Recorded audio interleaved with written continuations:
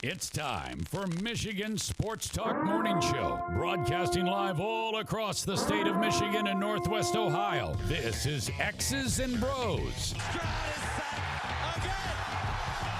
Oh, John, swings it out to Sadiq Bey. Defended in the corner. To Abdul-Rahman at midcourt, extra pass. And it goes for the win! The three-pointer by Jordan Poole! here's the give. Walker! Kenny Walker! Touchdown! Sparty! Goff's got it. Back, looks, throws, ends up. Yes! Caught! Touchdown to Detroit Lions! They did it! Amon-Ra St. Brown in the receiving end! Sends one to deep left center field. Back it goes, and that ball's out of here! A grand slam from Miguel Cabrera. He's got 2 goals. Larkin in on goal. Scores! His first career hat trick in his 7th season for Dylan Larkin. Here's your host, Anthony Bellino. Rise and shine, folks. Good Wednesday morning to you. It is the 21st day of June, 2023. We welcome you here to X's and Bros on the Michigan Sports Network. Danny Cahalan, Ryan Elke, Anthony Bellino, all joining you. Thank you for joining us, no matter who you are, where you are, how you may be listening, all across the great state of Michigan and in Northwest Ohio, from Traverse City down to the Glass City, GR to the Motor City. We say good morning to you. We welcome you. We thank you. We appreciate you. And, of course, we encourage you. Join the program at any time. You can text the keyword sports radio. Send that to 21,000 sports radio to 21000. Meyer Supercenter guest line 248-951-2176. 248-951-2176. We're on Twitter at XB Mornings, Facebook, X's and Bros, and of course, good morning to our television audience as well on BCSN, streaming live on our YouTube page at Michigan Sports Network. Add a .com to that to find our website. xbmornings@gmail.com is our fan feedback email inbox. And you can find us all individually on Twitter. Ryan Elke is at RyanL_Key. Danny Cahalan is at Dan in the studio. And I'm Anthony Bellino at AC Bellino. Gentlemen, good morning to both of you. Happy Wednesday. What's going on over there? Anything good?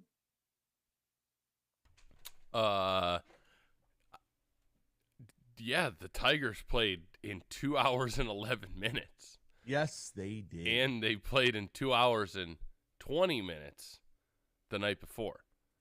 So that's, I mean, you're looking at... Has there been a better invention than the pitch clock?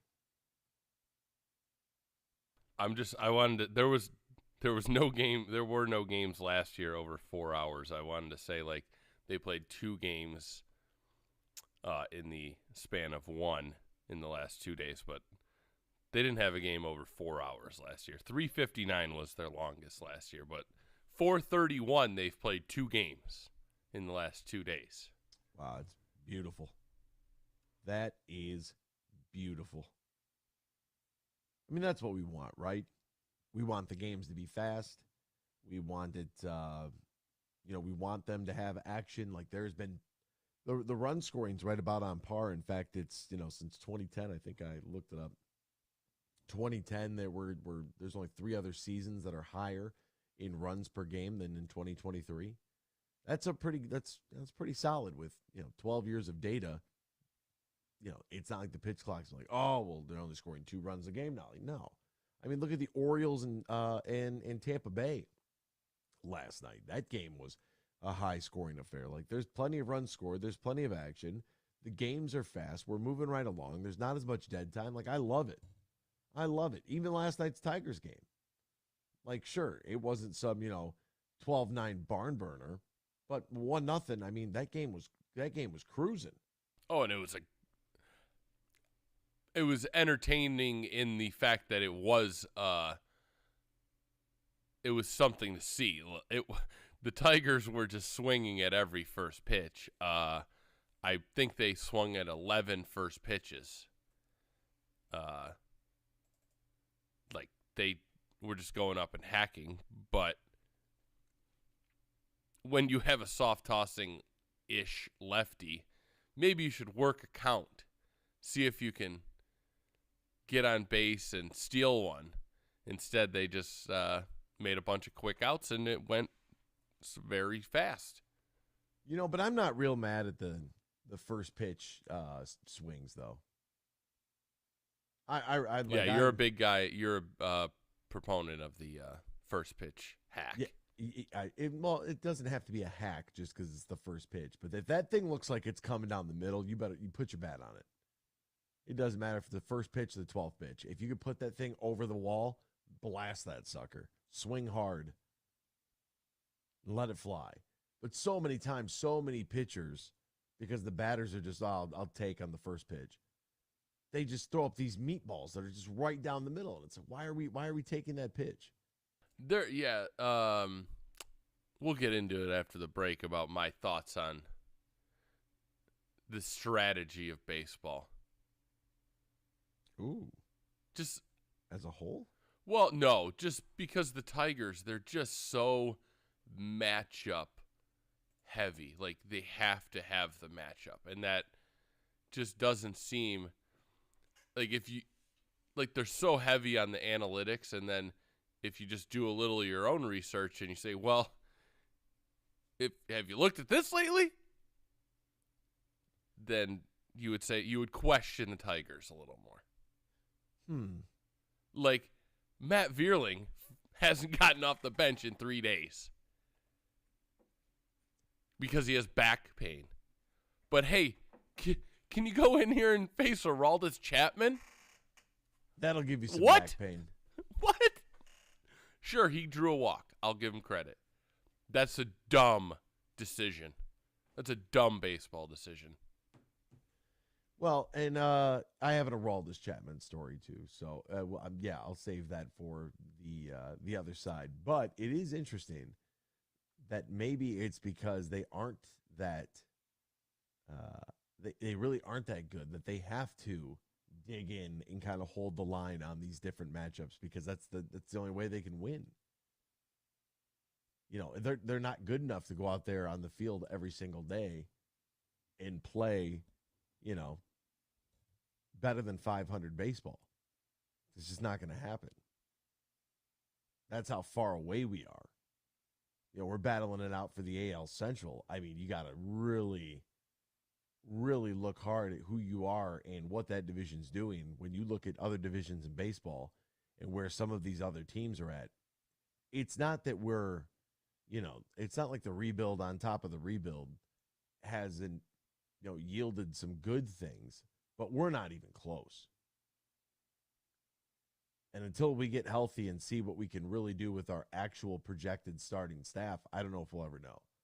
And yeah, it's June 21st. It's June 21st, and Reese Olson's the second best pitcher on your starting staff. I would probably put it Michael Lorenzen, Reese Olson, Matt Boyd. Yeah, and we're supposed to have Scooble, Manning, Mize, right? Whenever those three are going to be healthy at the same time, and we're going to have a full week of the real starters that we're supposed to have, and somebody's not getting hurt every start, like that's the time. Casey Mize bearded up. Probably haven't seen many pictures of him lately, but he's got like the bottom half of the cheek beard. Really? Chops, like almost chop-ish beard. Really? Yes. Is this a new look, you think? Well, it's not like cut into that. It's just how his facial hair grows. I'll see if I can get a picture today. Yeah, you just got to keep shaving. That's what you got to do. You just keep shaving. It's the only way it's ever going to come in and, almost sort of like level it out. Like for me, it started as the real thin chin strap is what it started off as. Oh yeah. You just got to keep shaving. That's all you can do. That's it. But slowly but surely, now it is this majestic piece right here that I sport. And who doesn't love a little beard action? So good for Casey. I would tell him just keep shaving. Might be a good opportunity to get a sponsor deal with a razor company. We'll be right back to talk about that Tigers loss next year on X's and Bros on the Michigan Sports Network. Bill Simonson here with a message from my good friend Josh Garvey. Now, he's the new managing shareholder for Bean Garter. At the end of the year, they'll be merging with Doran Mayhew, and they'll be stronger together as one of America's top accounting and business firms. And speaking of business, if you're a business owner, decision maker, Bean Garter has retirement planning services in combination with Doran Mayhew that can help take a lot of work off of your plate. Third-party administrator for 401k and 403b plans. They plan, document, design, and have maintenance of all plans. They can help you today. Go to BeanGarter.com for more information. Annual employer reporting, Form 500 and 8955 preparation and filing, and compliance testing. So let Bean Garter help you with your retirement planning services for your company. Stronger together now with Doran Mayhew. You can find out more at BeanGarter.com. That is BeanGarter.com. Hey, this is Matt Shepard from the Michigan Sports Network. I love summers in Michigan because it means golf season. Now, two things always when I go golfing. I make sure I got my sticks, and I've got plenty of cold, fresh Labatt Blue Light. Whether I've just squeezed in 18 holes or I just want to relax on the patio after a long day, everywhere I go, and I'm serious when I tell you this, I tell people about the smooth, genuine taste of Labatt Blue Light. It's just a great beer. Michigan Sports Network is giving you a chance to win a foursome to Michigan's best courses. Just listen weekdays to The Huge Show and X's and Bros, or just text GOLF to 21,000 to enter. That's GOLF to 21,000. The trip includes 2 overnight stays and 2 rounds of golf, all brought to you by my friends at Labatt Blue Light. So grab a Labatt Blue Light the next time you head out onto the course and enjoy the blue skies, because blue is for Michigan summers and great times. Always enjoy responsibly. Copyright 2023 Labatt USA, Buffalo, New York. All rights reserved. Labatt is a registered U.S. trademark of Labatt Brewing Company, Ltd.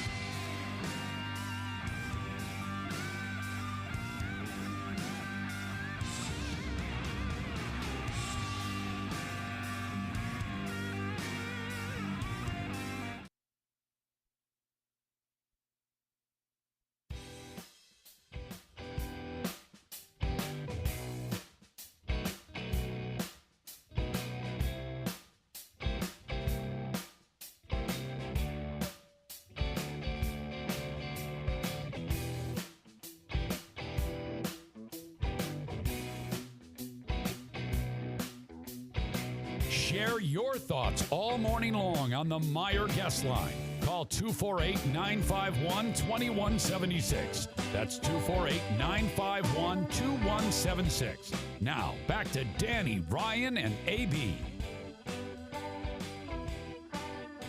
Garcia to third, and the Royals are going to get their first run. Garcia collided with Scope, but no obstruction.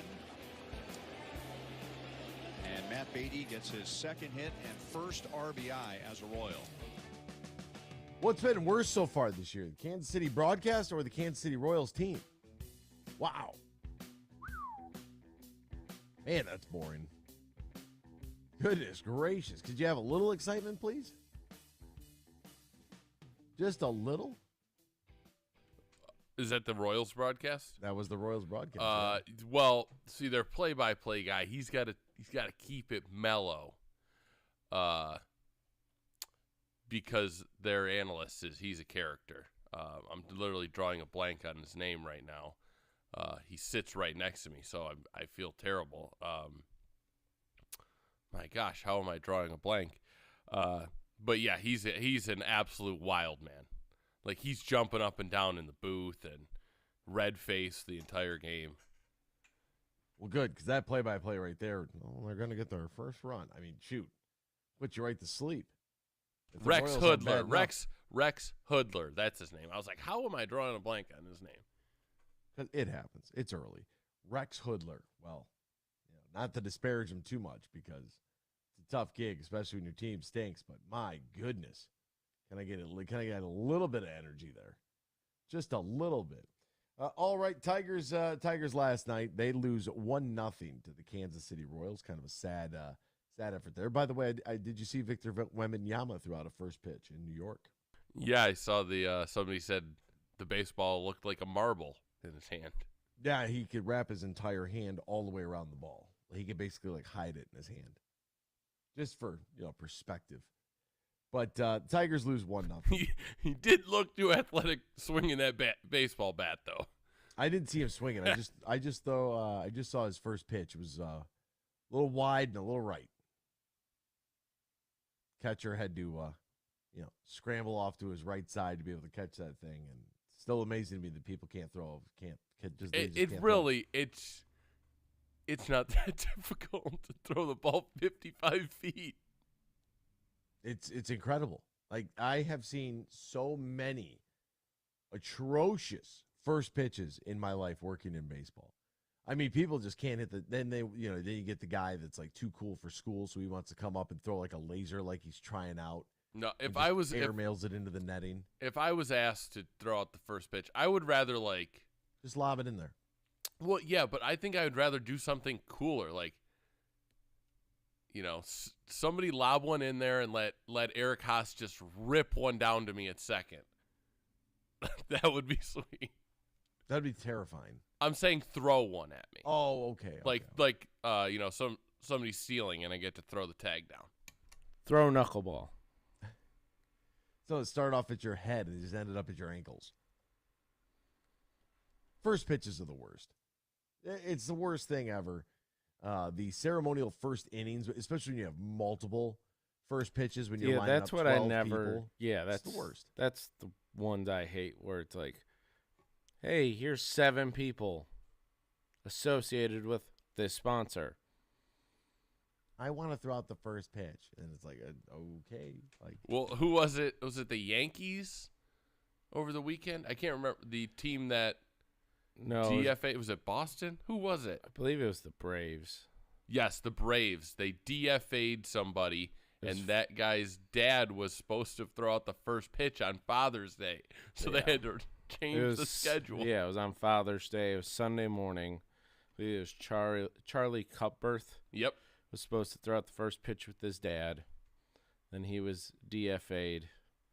And so Michael Harris, their center fielder, stepped in to throw the first pitch with his father.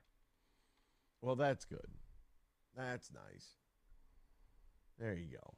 Just get it over with. One first pitch. I don't care if it's $50 a first pitch and you can make $400. Like, walk away. Walk away. Only one. That's all. Ceremonial first pitch. what it's called. Now it's ceremonial first inning in some places. Will always bother me. Tigers last night, though, in our magic number of plate discipline, only 4 strikeouts. Jake Rogers had 1, McKinstry had 1, Scope had 1, and Eric Haas had 1. The problem is the team could only manufacture 2 hits all game. They were 2 for 28 as a team, and it was not great. Left 6 on base. They were 0 for 3 with runners in scoring position. And let's face it, not a lot of offense there. They did draw 5 walks. Well, they didn't in the ball game, which is impressive. The 0 for 3 with runners, as you said, 0 for 3, right? Yes. That was in 1 inning. They had runners at first and second, then second and third. I don't think they had a runner on second base until like the 8th inning. They just, you can't waste at bats for 5. You can, you go up there hacking 1 or 2 innings, sure. Gets to the 5th or 6th inning, you got to start working some counts. Get the starter out of the game. Good to see Aroldis Chapman back in there. The signature 100-mile-an-hour heater. Dan, were you in the booth last night? I was, yes. How about the snap of the glove from the catcher when he is catching Aroldis Chapman? Yeah, I actually was talking about this to the guys in the truck about how there's really not intimidating guys anymore. Guys just throw hard. Like, is Aroldis Chapman intimidating? I don't know. Amir Garrett? Not really. But, I mean, when we were kids, Randy Johnson, that dude was intimidating to batters. Eric Gagne even, the Dodgers closer. Mm-hmm. He was intimidating. Jonathan Papelbon, the same thing. All these guys throw hard. It's really not like an intimidation factor anymore.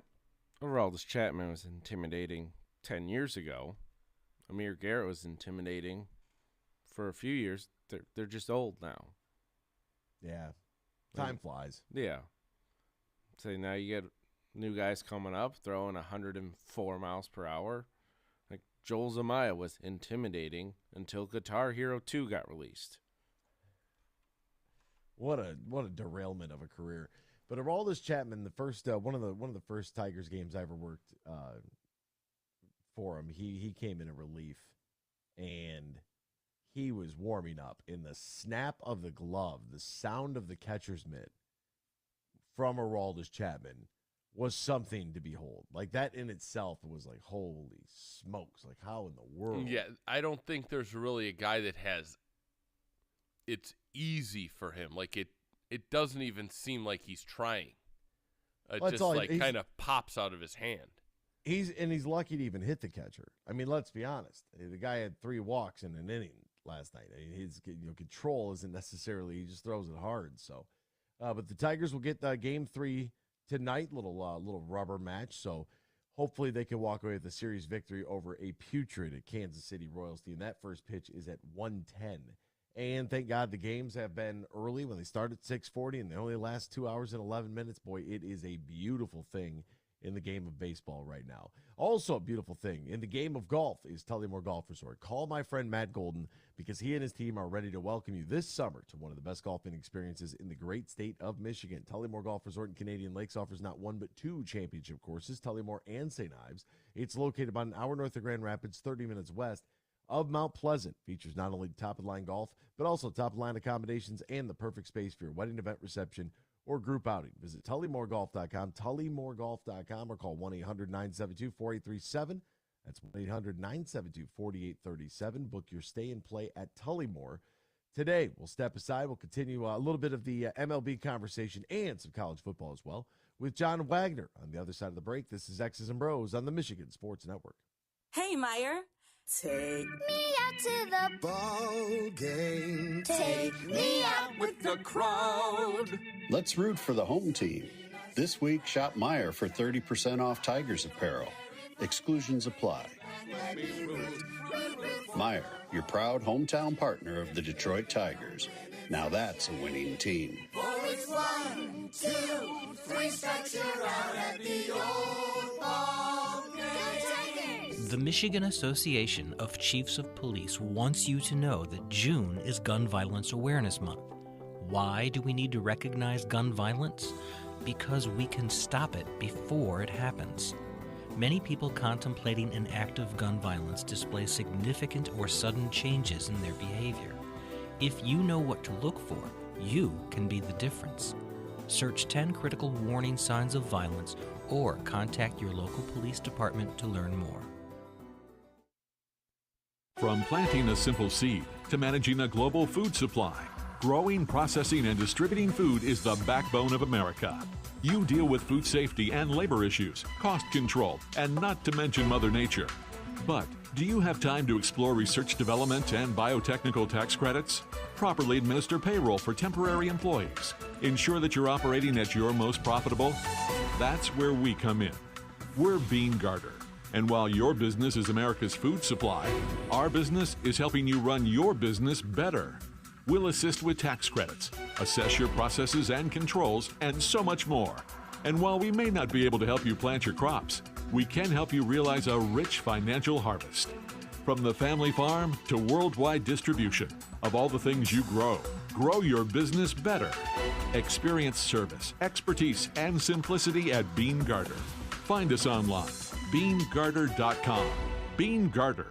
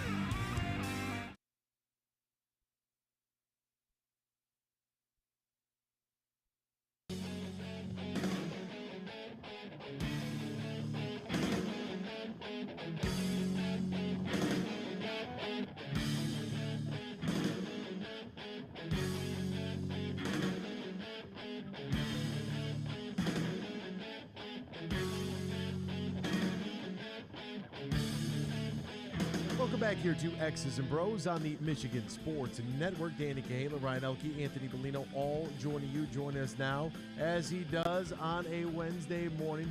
Longtime scribe covering the Detroit Tigers minor league system for a couple of decades and a member of the National Football Foundation, the Football Writers Association of America. Our good buddy John Wagner. Find him on Twitter, John Wagner Media. Johan, my good friend, how are you? How's life? How are things, partner?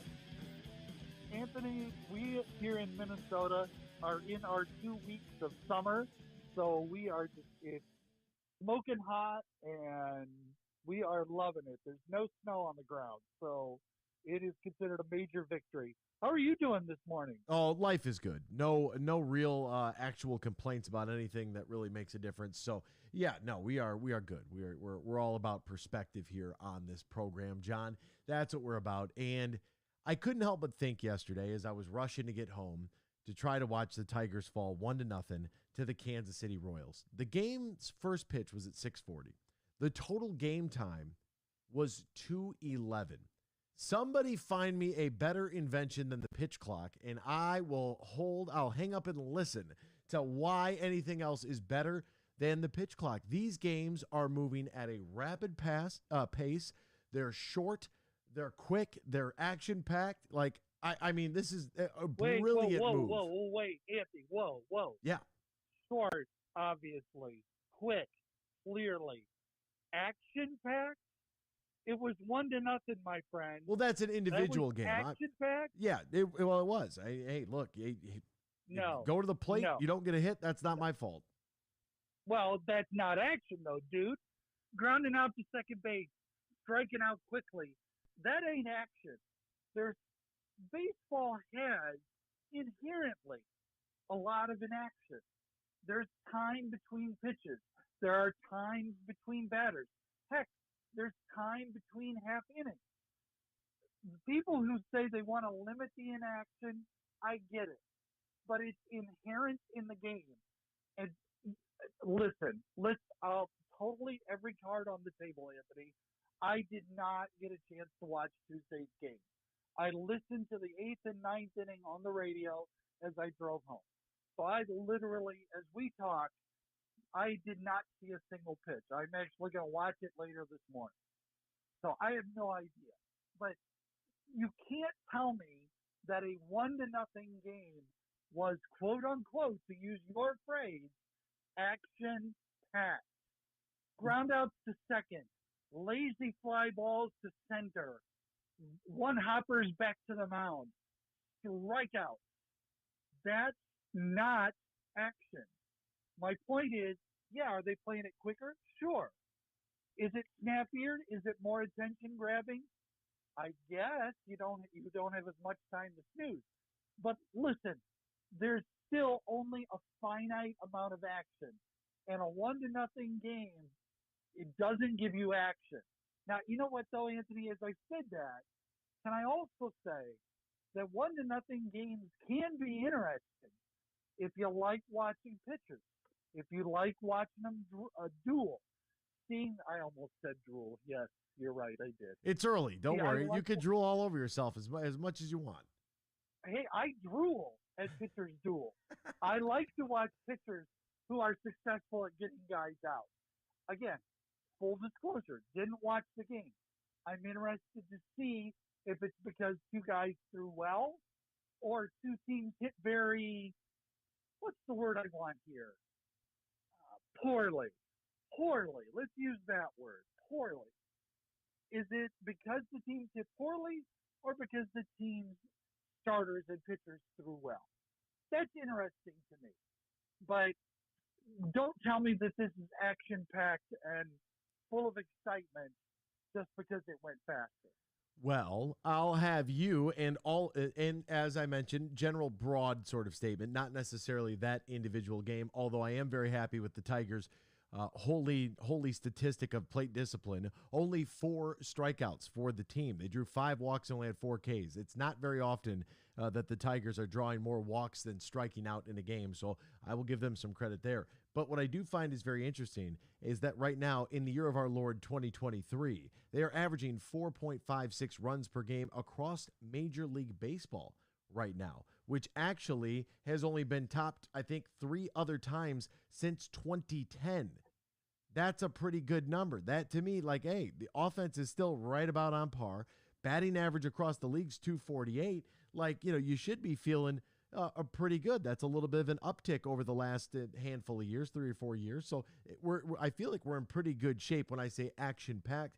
The games are moving quicker. We're still getting run production. We're still getting offense, and it's okay. I'm good with a 1-0 game. You know me, 2:11 in total game time. Oh, my goodness, you can't. I was salivating. But I just think that the way that the clock has worked out, now Dan pointed, I think it was Dan in the studio, pointed something out maybe earlier in the week. I'm trying to remember if it was him or if it was something I heard on television or somewhere else. But, in the playoffs, what are they going to do? You can't adjust. The rule is the rule. You can't add more time to the clock now that guys have, 162 games of repetition here. Like you just keep it the same. Our playoff games are going to move even quicker. Like it's going to be insane. No. Oh, no. Playoff games will be slower. Trust me when I tell you, Anthony, without having looked this up, and you know what? If somebody wants to call you and correct me, I will stand corrected. But I pretty much guarantee you, I'd be willing to bet that Major League Baseball, which in the past has expanded the amount of time between innings, more television commercials, will do so again in the playoffs this fall.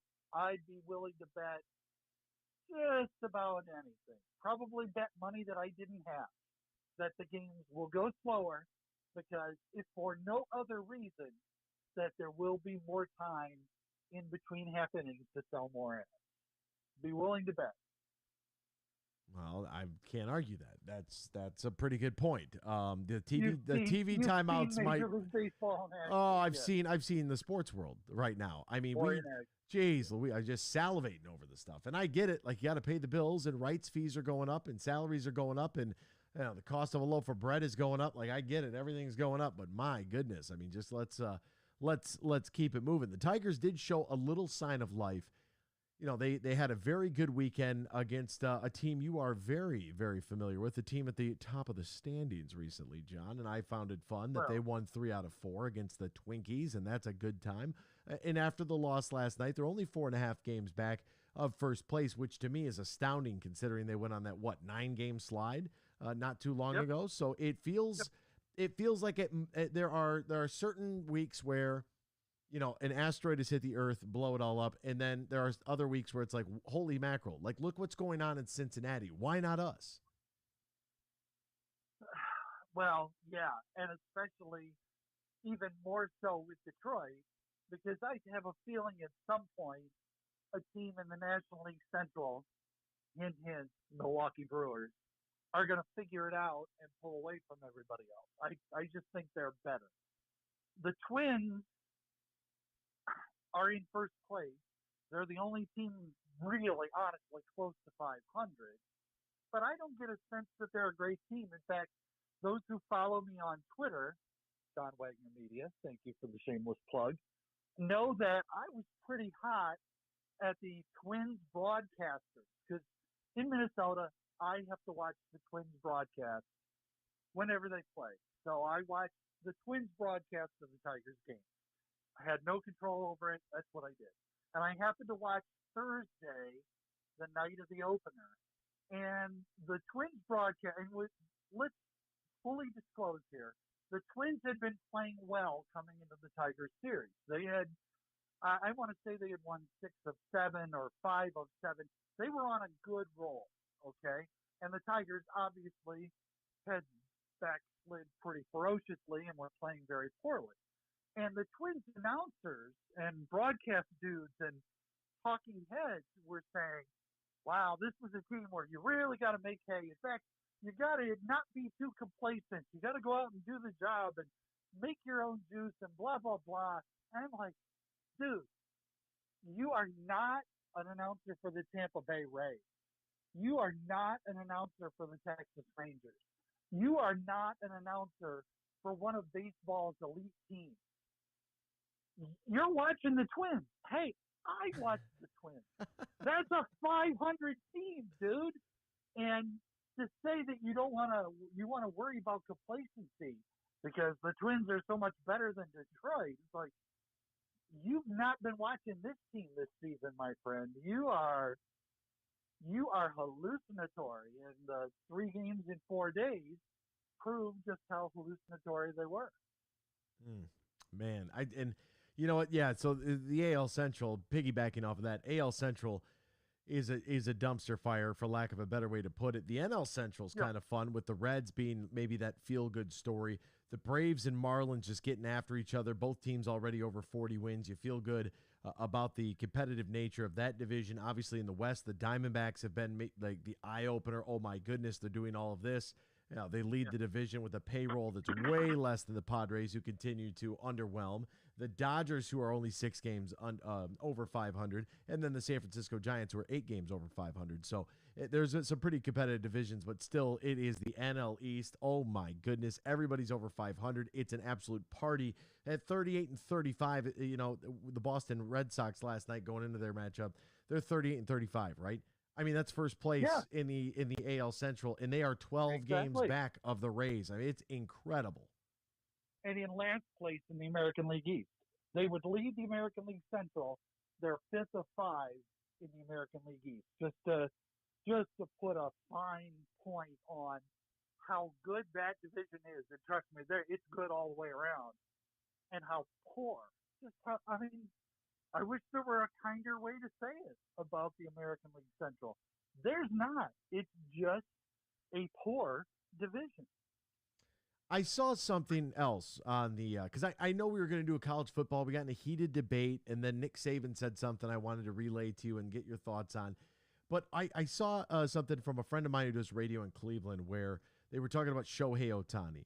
And it's like Shohei should be on every national broadcast as he continues this rampant tour across Major League Baseball. And it's almost like the league is sleepwalking through it. Yes, it doesn't do him any favors that he plays for the Angels and not the Dodgers.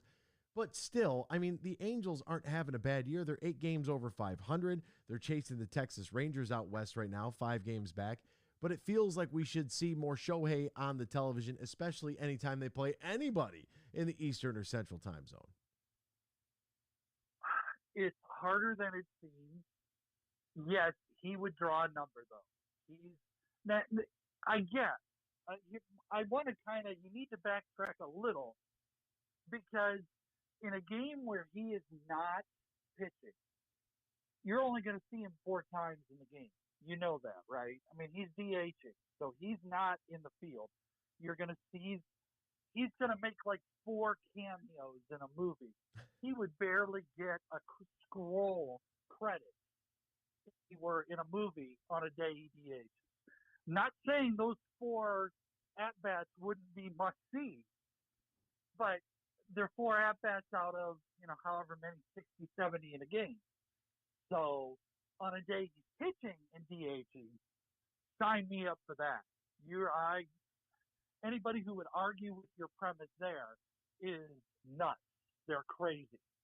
That would be must-see TV. I can agree. I'm not sure he's an everyday. And I know he is in Japan. This is why I need to tread lightly here, because in Japan, Shohei's every at-bat stops the world, in the same way Ichiro Suzuki's at-bat stopped the world. Hideki Matsui's at-bat stopped the world. I mean, heck, if you want to go back far enough, the early days of Nomo Mania, Hideo Nomo, that stopped the world in Japan. So I get it. I would say in the United States, it's 4 at-bats out of 60, 70 in a game, give or take. I'm not sure I need to see that every day. Fair there. Oh man, yeah. And our guy Nick Saban, because you're shifting gears now. You cover college football. Very excited, about the upcoming season. In fact, Michigan and Michigan State fans are already yelling at each other again on Twitter over recruits. So that means we're getting closer and closer, and people have nothing else to complain about. But Nick Saban said something very, very interesting when talking about the college football playoff. The thought that the Tide would have been favored over Michigan, TCU, and Ohio State, an underdog to Georgia. And so, but the problem with the way the whole system is, according to Saban, there's no accounting for that, right? So all we do is take the teams that win the most games at the end of the year, put them in the playoffs. So do you really get the best teams? When they told me that we would be favored against 3 out of the 4 teams that got in the playoff, I'm like, why aren't we in the playoffs? Ooh, Nick Saban. I mean, in an expanded format, you would imagine that they would be in. They'll get one of the 6 at large. So I don't understand why he'd be complaining about this right now. It doesn't seem like it's a strange time. To me, that's an absurd complaint. It's like, dude, this is the easiest question you're going to ask all day. Why aren't you in the playoffs? Why don't you win the games on your schedule? Don't lose to these teams. Don't get upset. Let's use an example. Last year, they lost to, correct me if I'm wrong, Tennessee, LSU, correct? Yep. My guess is that they were the favorite in both those games. Both those correct? games. Yes, sir. So, they should have won those games. Why aren't they in the playoffs? Those are teams they should have beaten. Just because they lost to them, they're the better team, right? I mean, that's absurd. Why do we even play the game? Let's just let the teams practice for 4 months, and we'll take what we think are the 12 best, and we'll play them in a playoff. Dude, no. Play the game. Why don't you win the games that you're supposed to win? I don't care that you're favored. I do not care. Earn your spot in the playoffs. Don't coast in on, we're the better team. We've got more talent. If it were, in Vegas, we're favored to win that game, Who cares? Besides the best. Who cares? Well, you want to know why they didn't win that game against Tennessee? Because the young fella I was high on for the Lions to draft, and they actually did. Hendon Hooker, 21 of 30, 5 touchdowns, 385 yards to the other. They couldn't stop him, and now he's a Lion. John Wagner loves the Lions. He can't wait for the alternate helmet release later on today. I know he'll be paying attention closely to Twitter for that. John, as always, my friend, a few different topics today, and I appreciate the time, partner. Hey, anytime you want to talk about the Lions, you need to call someone else. I hope you and your listeners have a great week. Step into a world of nonstop action over at the DraftKings Casino. You can play the classics like blackjack, roulette, slots, my favorite craps. Plus, you can enjoy exclusive games you can't find anywhere else. Right now, new customers who deposit at least $5 can get a match of their first deposit and score up to $2,000 in casino bonus funds. All you have to do is sign up, select the offer of your choice, and start playing from a full suite of games. Download the DraftKings Casino app right now. Sign up using the promo code HUGE and get a match of your first deposit of $5 or more up to $2,000 in casino bonus funds. Only on DraftKings Casino, only using the promo code HUGE. Now, if you or somebody knows a gambling problem, wants help, needs help, call the Michigan Department of Health and Human Services Gambling Disorder Helpline, 800-270-7117, 21 plus, Michigan only, 1 per opted-in customer, minimum $5 deposit, max match $2,000. Deposits and bonus amount require 15 times playthrough within 30 days. See terms at casino.draftkings.com/players choice. Restrictions do apply. Coming up here in hour number 2, we'll talk to Whitey Rigsby on Cam Whitmore. He's got the play-by-play duties for Villanova. Plus, what will the Detroit Lions alternate helmet look like? We'll take a peek at it here next here on X's and Bros on the Michigan Sports Network. Imagine this, winning big at Soaring Eagle. Have a blast with Rolling Thunder Camper Giveaway. Saturdays in June, 2 players every hour win $1,500 premium play. On June 24th, the 11 p.m. winner rolls out in a new Coachman Catalina Legacy Edition. It's Rolling Thunder Camper Giveaway, only at Soaring Eagle Casino and Resort. Your getaway reimagined. Visit SoaringEagleCasino.com for complete rules and details. Hey, this is Matt Shepard from the Michigan Sports Network. I love summers in Michigan because it means golf season. Now, 2 things always when I go golfing. I make sure I got my sticks, and I've got plenty of cold, fresh Labatt Blue Light.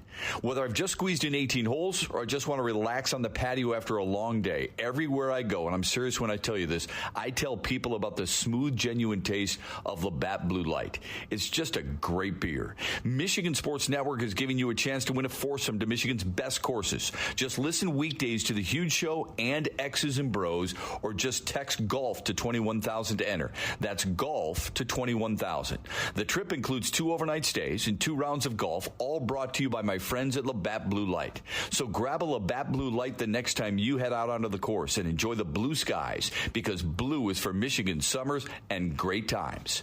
Always enjoy responsibly. Copyright 2023 Labatt USA, Buffalo, New York. All rights reserved. Labatt is a registered U.S. trademark of Labatt Brewing Company, Ltd. Meijer's Super Sale is here. Friday and Saturday only. Find super low prices on items like Meijer Family Pack chicken wings for $1.79 per pound and 99 cents per pound green seedless grapes. Plus, buy one, get one free Hormel Black Label or Natural Choice Bacon. Don't miss limited time prices during the Meijer Super Sale. Friday and Saturday only while supplies last. Exclusions apply. See all the deals in the Meijer app. The Freddie the Pizza Man Foundation is dedicated to providing support to families and Michigan schools touched by autism. We invite you to join us in supporting these families and schools by making a donation at freddythepizzaman.com. With your donation, you can help provide essential resources that can make a real impact. Visit freddythepizzaman.com to make a donation and to learn more about the foundation's mission. That's FREDI thepizzaman.com. Together, we can make a difference. Huge here for all the Mr. Car Wash locations across Michigan. You're going to want to look into that unlimited monthly pass that I use. Superfly Hayes, my producer, uses it. I can get my SUV washed as often as I like for one low price. You can sign up today. Just go to MrCarWash.com or stop by your local Mr. Car Wash location here in Michigan for the one close to you. And to get that unlimited pass, go to MrCarWash.com.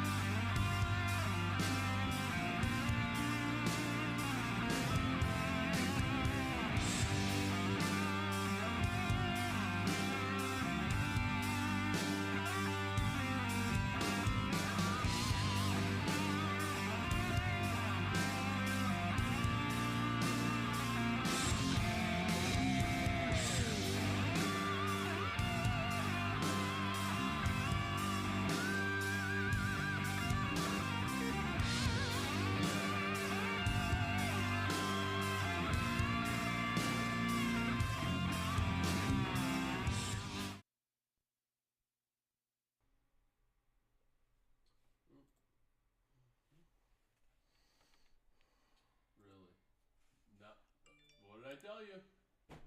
It literally, look at that. It just did it. That's so. Good morning, everyone. It's time for Michigan Sports Talk Morning Show, broadcasting live all across the state of Michigan and Northwest Ohio. This is X's and Bros.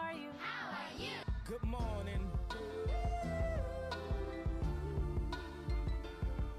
Good morning.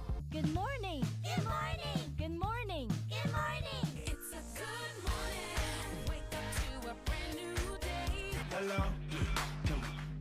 Good morning. Good morning, Vietnam! Here's your host, Anthony Bellino.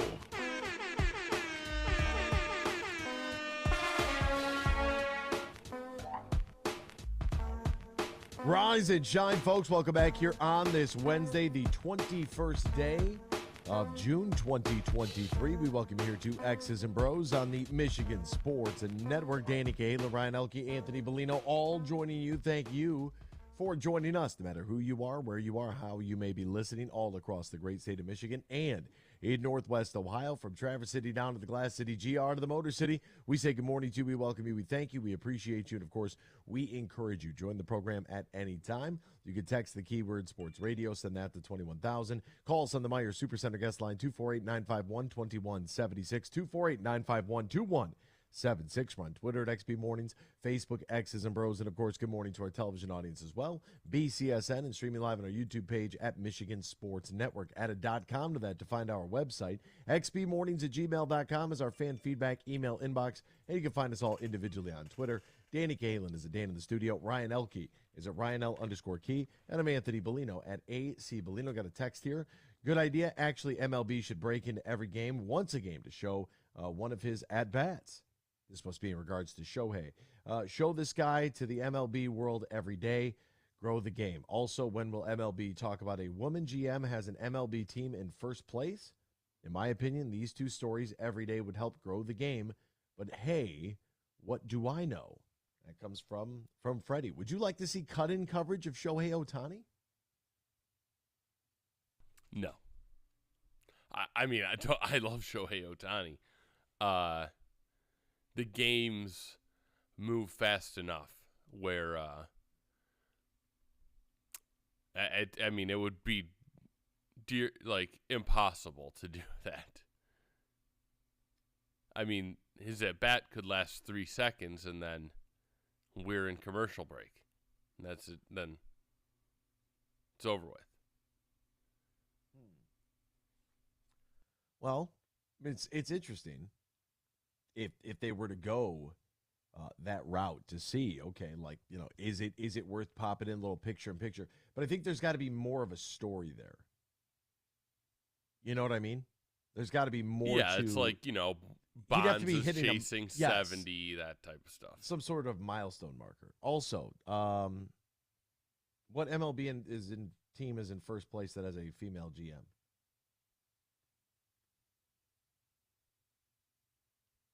Is that? Yeah, I was kind of wondering that. Is that Kim NG? Yeah, but I thought she's with the Marlins, correct? They're in second place. Yes, that is correct. That is correct. I was wondering. I was like, that's interesting.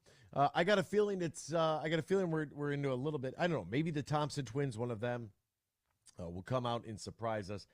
But for some reason, I don't know, Cam Whitmore, Jarris Walker, those two names keep popping up, and I've seen Cam Whitmore fall as far back as number 9 in mock drafts. So will there be some movement for the Pistons at 5? Read a little bit yesterday about some potential trade moves. Of course, you know, Bojan was mentioned in there because he's got some value. Would a team like Dallas want to go after Bojan Bogdanovic so that they could have themselves a professional shooter? I think that's pretty interesting if they'd want to get into the mix. But along the lines of yesterday's conversation, and even, you know, Danny and Brighton's phone call at the end of hour number 3 yesterday, at what point are we as a fan base going to be done with the prospects and the potential? Like, at what point are we going to have some shining stars? I think that we do. Like, that's the thing. Like, I think that we have 3 really, really good pieces that just so happen to be incredibly young. You know, Cade Cunningham, for all intents and purposes, will be entering basically his second season along with Jaden Ivey and Jalen Duren. And I've seen some wild trade proposals out there where the Pistons are dealing Jaden Ivey. I can't imagine that would even be on the table. Like, and no, like, okay, is anybody who's off the table for the Pistons? Okay, so let's approach it from this angle. Who are you going to go get that's going to drastically improve this team and get them a 5 seed or better in the playoffs? If every Piston player is touchable, right? Nobody's off the table here. Who is one guy that you can bring in that's going to immediately jump them in the standings the way that, I don't know, I can only think of one person that has had this immediate impact on a franchise every time he's gone somewhere, and that's LeBron, okay? And he's one of one.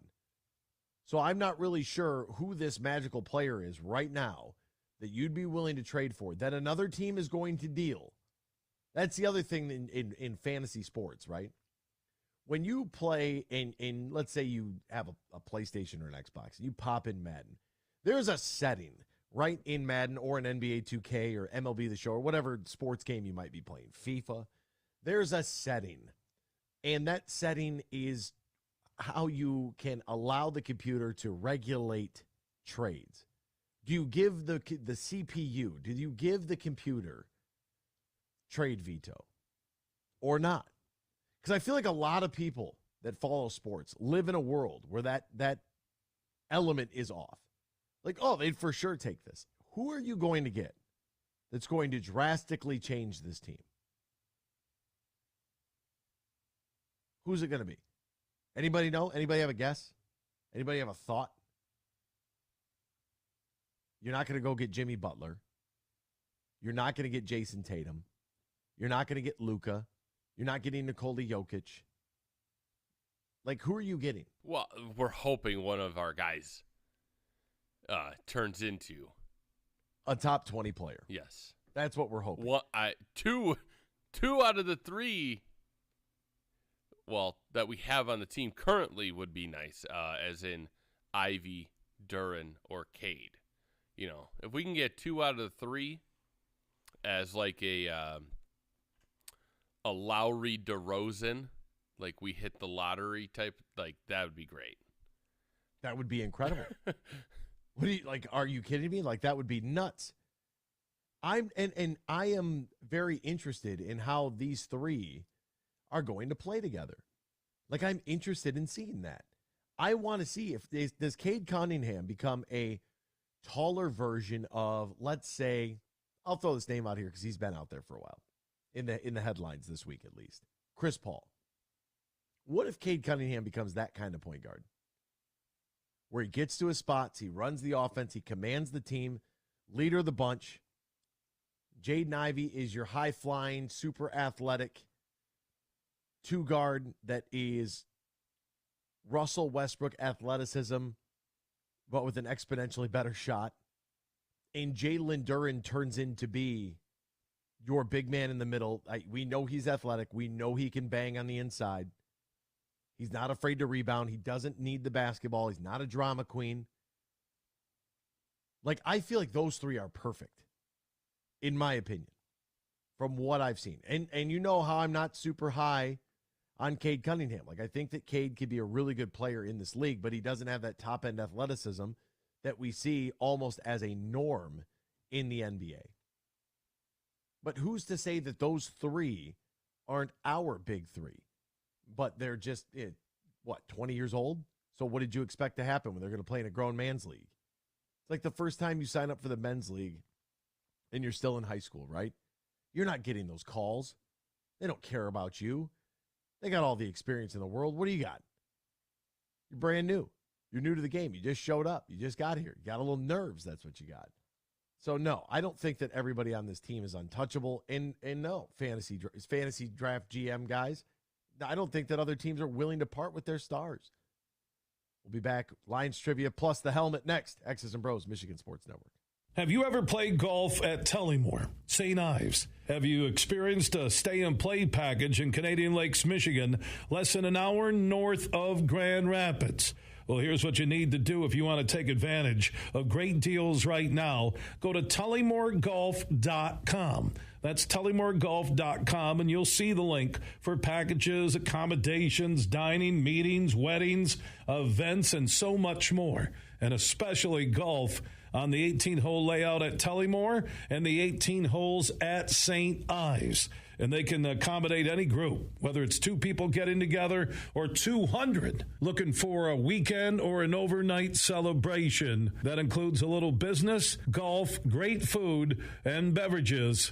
Just go to TullymoreGolf.com. That's TullymoreGolf.com. They're located in Canadian Lakes, Michigan, less than an hour north of GR. Get more info at TullymoreGolf.com. Imagine this. Winning big at Soaring Eagle. Have a blast with Rolling Thunder Camper Giveaway. Saturdays in June. 2 players every hour win $1,500 premium play. On June 24th, the 11 p.m. winner rolls out in a new Coachman Catalina Legacy Edition. It's Rolling Thunder Camper Giveaway. Only at Soaring Eagle Casino and Resort. Your getaway reimagined. Visit SoaringEagleCasino.com for complete rules and details. June is Gun Violence Awareness Month, and the Michigan Association of Chiefs of Police wants you to speak up. In 4 out of 5 school shootings, someone knew about the attacker's intent but didn't report it.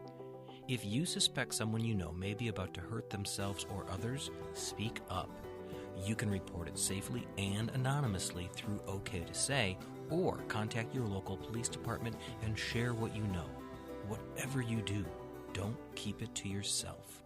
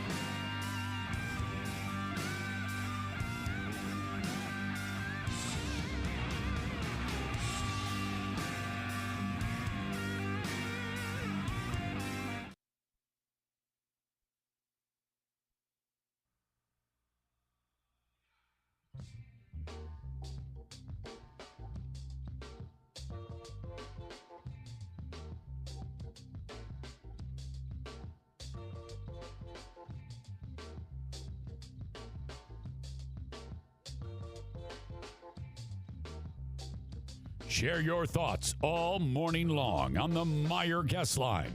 Call 248-951-2176. That's 248-951-2176. Now, back to Danny, Ryan, and AB. Welcome back here to X's and Bros, Michigan Sports Network. Great to have you riding along with us, no matter who you are, where you are, how you may be listening, all across the great state of Michigan and in Northwest Ohio as well. It is hour 2. It is segment 2, which means it's time for Detroit Lions trivia. Oh, yeah. Big day for the Lions. Yeah. Oh, was that Little John right there? You bring out Little John? No, that's LA night. Huh. Well, I had to do some quick little research to double check this, because this question is might catch you off guard. Maybe one of our listeners will know. Who is the only linebacker to have their uniform number officially retired by the Detroit Lions?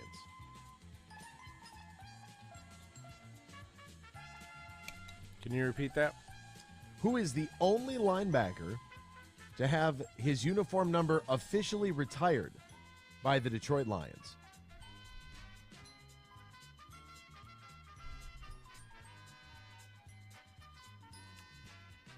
I mean, I guess I'll say Chris Spielman, but I don't think it is.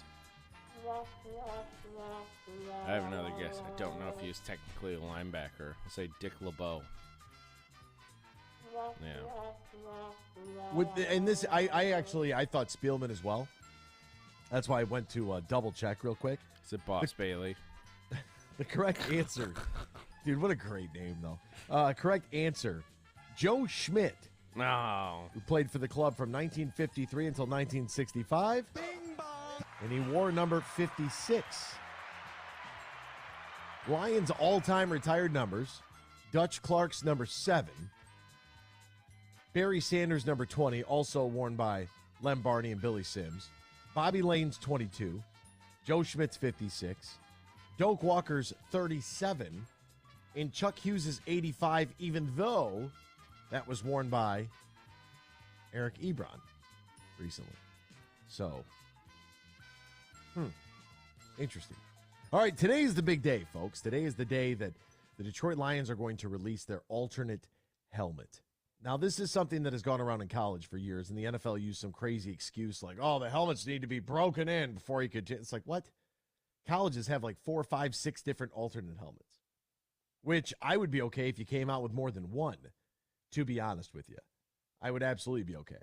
And there's a couple of really neat designs that I've seen online.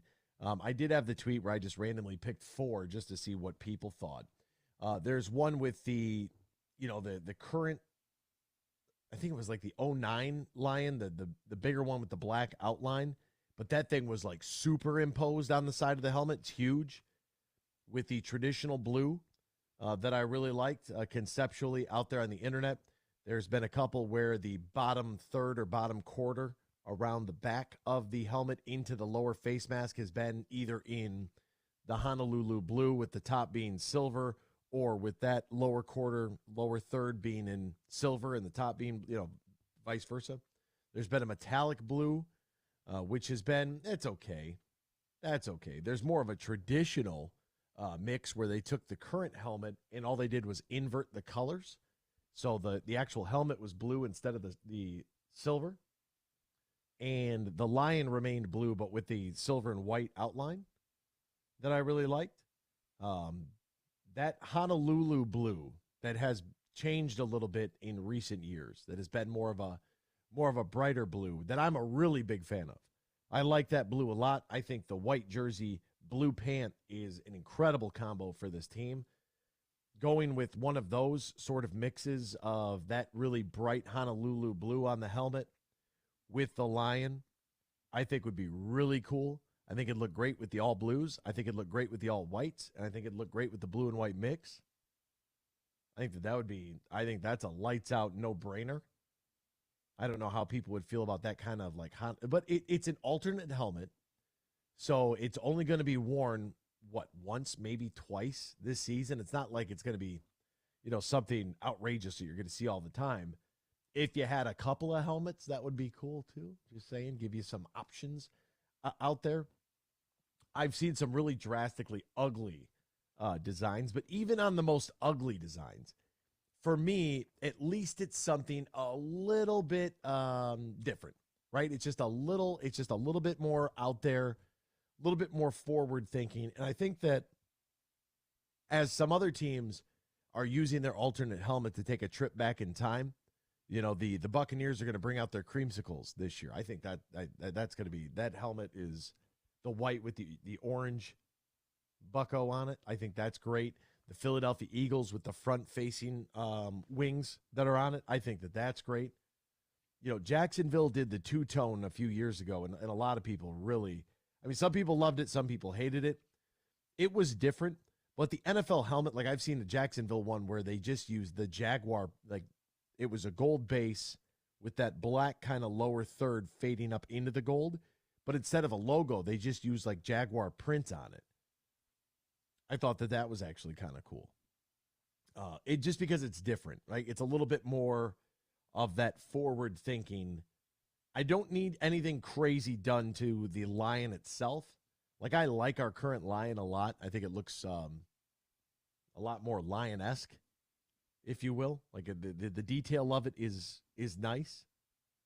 If they went with a white-based helmet with a blue lion, maybe a blue stripe, and then you could do blue with the face mask or whatever you want to do. I've seen a couple of concepts that look good with that. What I'm hoping it is like if you see the Bills helmets and just see those uniforms and how clean those look. Oh yeah, like that good example. That blue on the white just pops. You get the white jersey, the blue pants, that white helmet, the all white with the white, icy white. Ooh. Yeah, no. Just going into Soldier Field, ready to drop 50 on the Bears.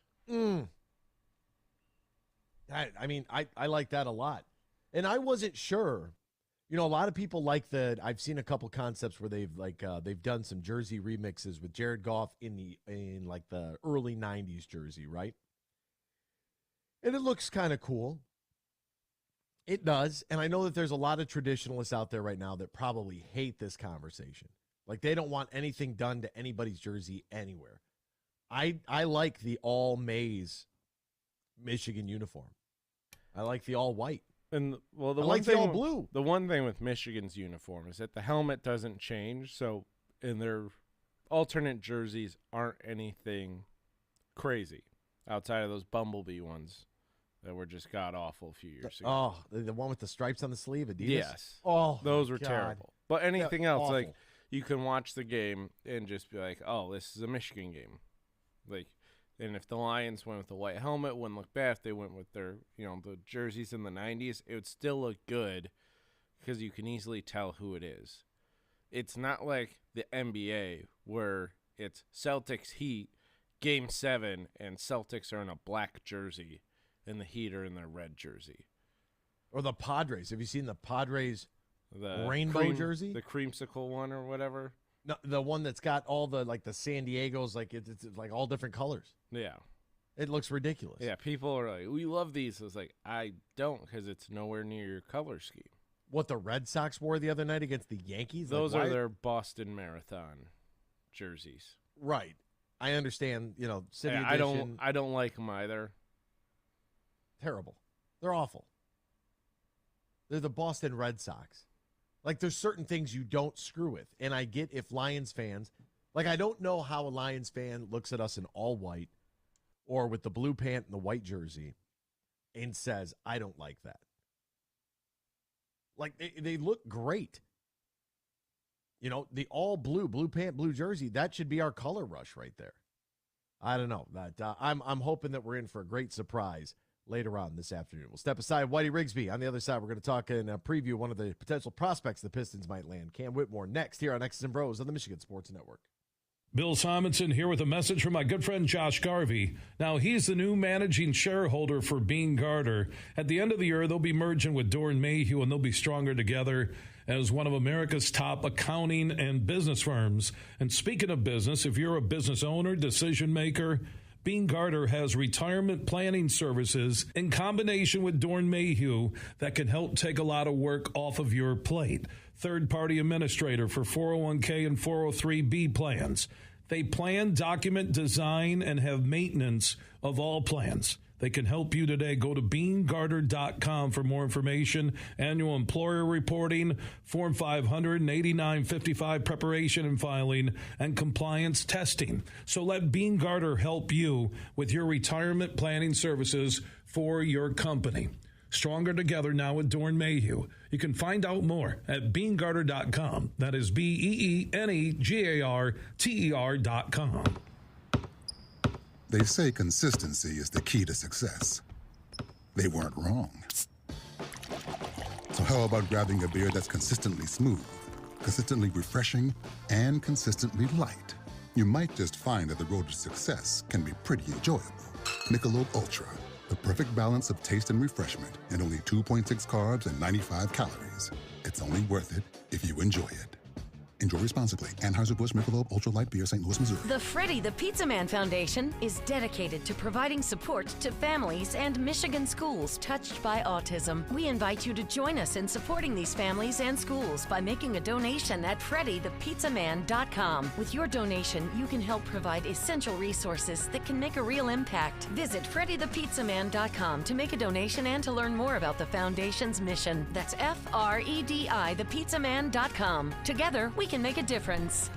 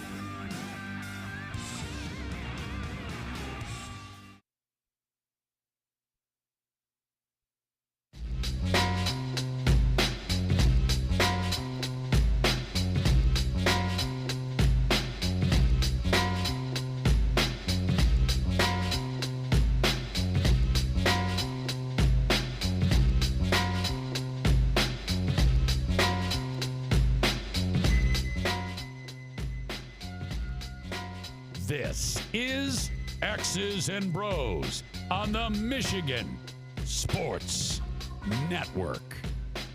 Welcome back here to X's and Bros on the Michigan Sports Network. Danny Galen, Ryan Elke, Anthony Bellino, all joining you. Join us now covering Villanova basketball. That's where he's at. He's got the call for all the Cats games. His name is Whitey Rigsby. And Whitey, my friend, good morning to you, partner. How are you? How's life? How are things? Thanks so much for asking, for caring. I appreciate it very much.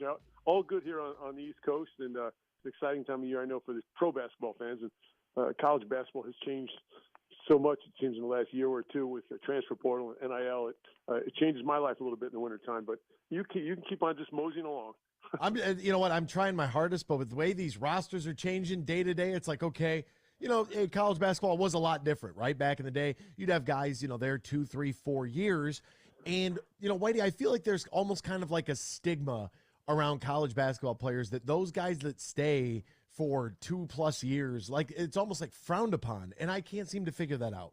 Well, I had heard a couple of years ago from a good source that any big guys should never stay more than 3 years, because if they stay a fourth year, it means they're really not that good.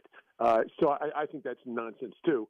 But we had, at Villanova in particular, kind of developed a culture where these kids stay. We had kids leave early, but like Jalen Brunson left after 3 years, but he already had his degree. So I mean, it just seems like it's a shame that it's worked out this way. And I know when I talk to people, for the most part, especially former players, they're much more concerned with the transfer portal than NIL. Because it's like anything else in sports. And I mean, like in our case in Philly, we have Bryce Harper. People want Bryce Harper on their team next year and the following year. They could care less how much he's being paid. And the same thing in college. I think college even more so, which is very collegial, and you want to cheer for the same guy year after year, and that doesn't happen anymore. And until someone comes in and legislates the heck out of it, it's going to be a kind of chaos. Yeah, that's what we have. We have unorganized chaos because we have literally no rules. So in football and basketball, it has become free agency basically with no contract. If players can walk at any time. I don't know. Whitey, I'm an old school guy though. I might be young in age, but I'm an old man at heart. Oh, and I'm old at heart and I'm old in age. So yeah, it's a shame it's gotten to that point. And I would think, again, we don't have big time football here, but I would think from a broadcast perspective, people kid me now you have to study names, Whitey, because they're different every year. Well, in football, you have all these players and they turn them over like crazy. It is a challenge. And at least in basketball, I can see the names on the back of the jerseys. Football is hard. Yeah, football, when they have us up in the booth, right, you're trying to track these guys, and it's like they look like ants out there anyways. Yeah, good luck. You can't see anybody. There's 85 scholarship players. There's 48 walk-ons. You got 18 people wearing the number 2. You just want to rip your hair out. I understand. Yeah, exactly. It's awful. But you guys had a young fella by the name of Cam Whitmore, who the Detroit Pistons and most of the draft, he will go top 10. I've seen him fall all the way down to number 9, which I'm like, okay, if the Pistons want to wheel and deal from 5 and move back and can still land him, I'm actually very high on Cam Whitmore. I think at 6'7" and 230 with his athleticism that he's going to come into the NBA, and he's already got the build to be able to withstand an 82-game season. Yeah, I've been Villanova. I've broadcast for 43 years. I've been around since the 70s. I've never gotten as many phone calls about one of our players as I have about Cam Whitmore, and including the Pistons. I've heard from all kinds of teams about Cam Whitmore. I think that he will – first of all, he's very, very young. He's 18. He won't be 19 until August. So he's a very young man. He's a physical monster. In other words, he can jump, he can run. He's physically strong than anybody we've had through this program as long as I can remember. I think everybody I've talked to, I think he will be a much better pro than he was a college player. Now, we only had a cup of coffee in college. He missed the first 7 games with an injury, so he only played about 25 games or so. So I didn't see him as much as I would other players. But I just think in the pro game, which is more wide open, the three-point line's further out, so it gives you more room in the lane. This kid is a monster going to the basket. And he's more athletic probably than anyone we've had here in 40 years. And you see the size of him. He can shoot the ball from pretty far out. The three-point line in the NBA won't hurt him because he's so strong. But again, he's young. And the pros more and more look for the future. Well, this kid I think he'll be good right away. But I think in 3 and 4 years, when he'll be 20 years old or 22 years old, I think you can have a heck of a player in your hands. Now, Whitey, we actually spoke not too long ago about a young fella by the name of Sadiq Bey, right? Trying to learn a little bit about Sadiq. And outside of the fact that they both went to the same school, Villanova, what is, if any, a comparison between Cam Whitmore and Sadiq Bey? Okay, I had more of a look at Sadiq. Again, Sadiq was with us for a couple of years. Sadiq Bey, in looking at him as a college player, I never thought he looked like a good shooter.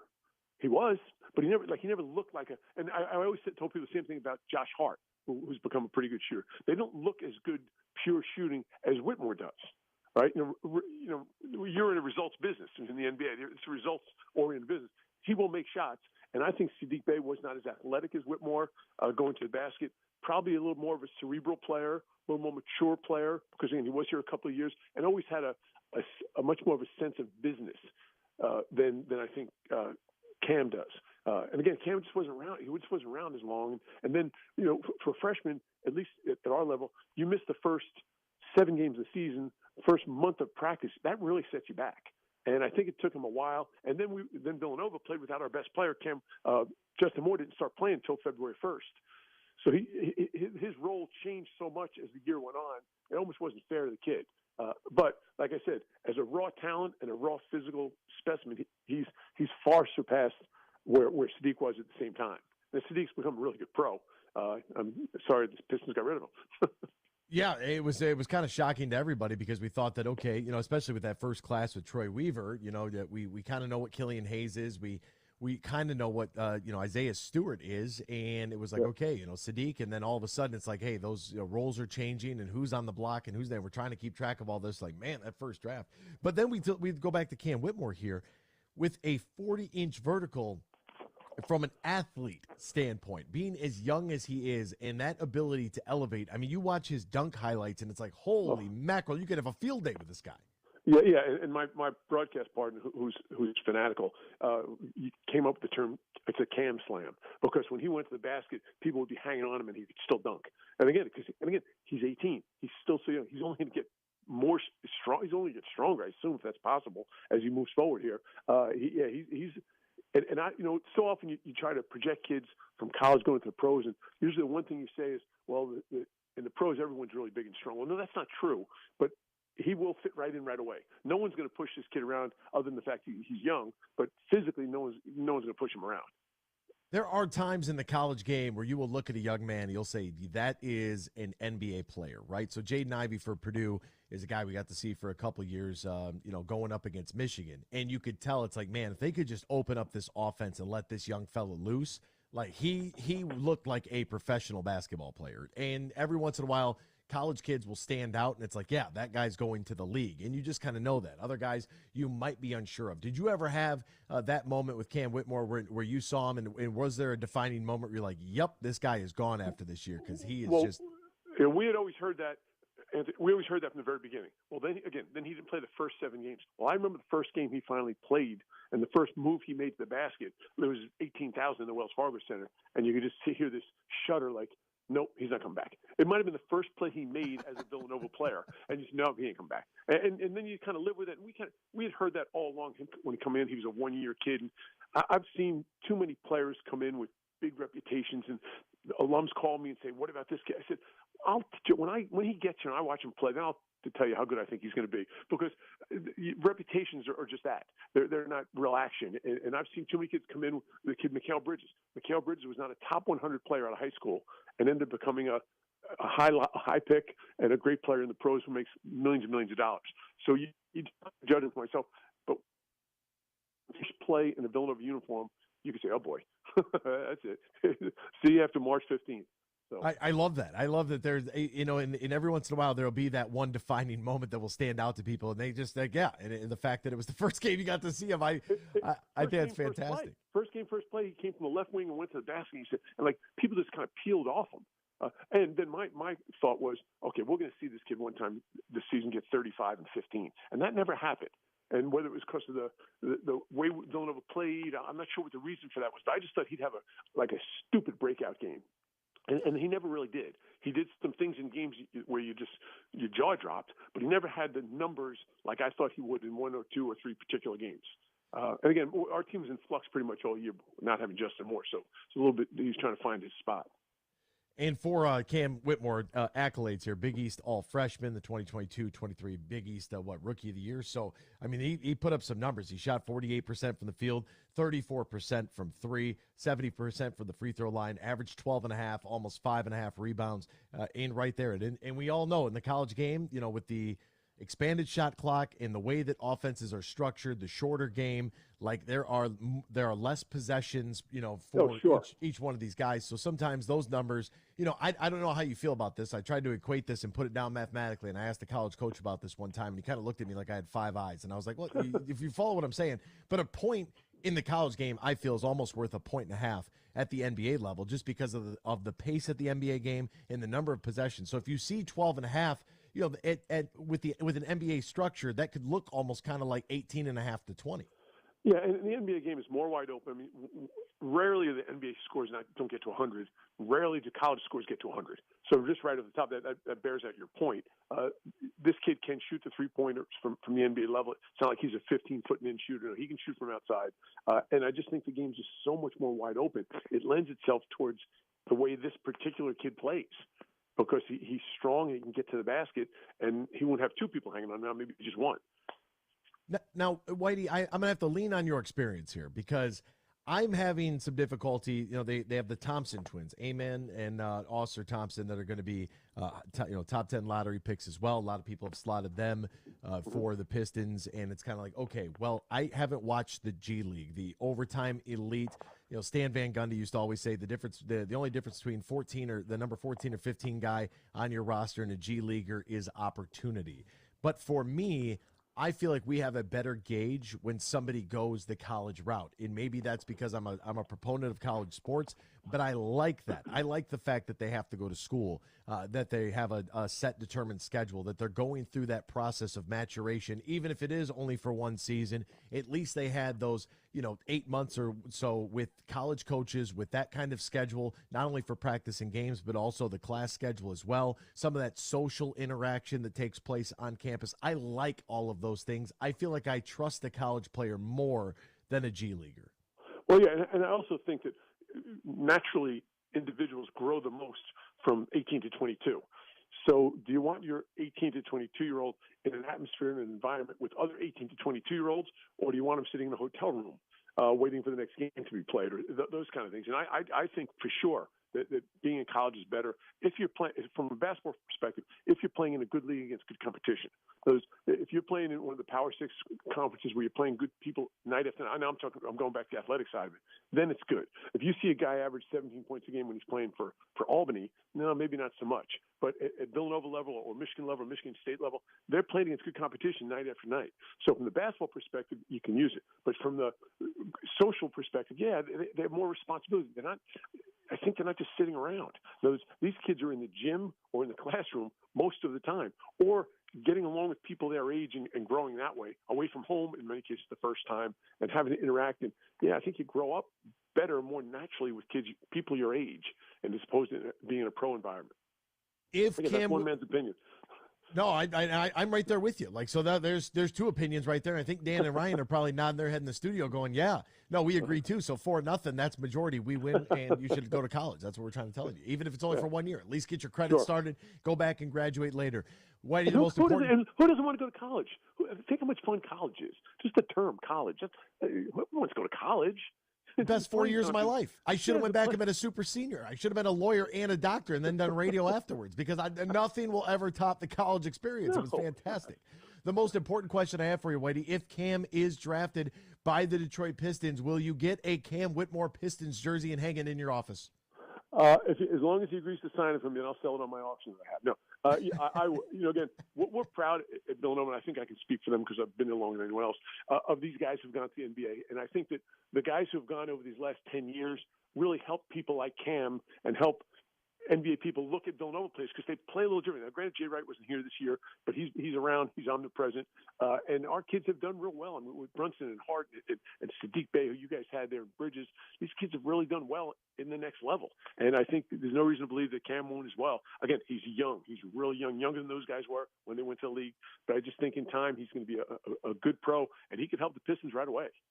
I'll tell you what, there's something to be said about Villanova, right? That reputation, what that V logo stands for, and the fact that, yes, I mean, it's all based on those who came before you, how well they have done in establishing that culture with a great coach like you had there in Jay Wright, and just, how to keep building on tradition, right? Those things that's what they try to absolutely do. matter. Try to do.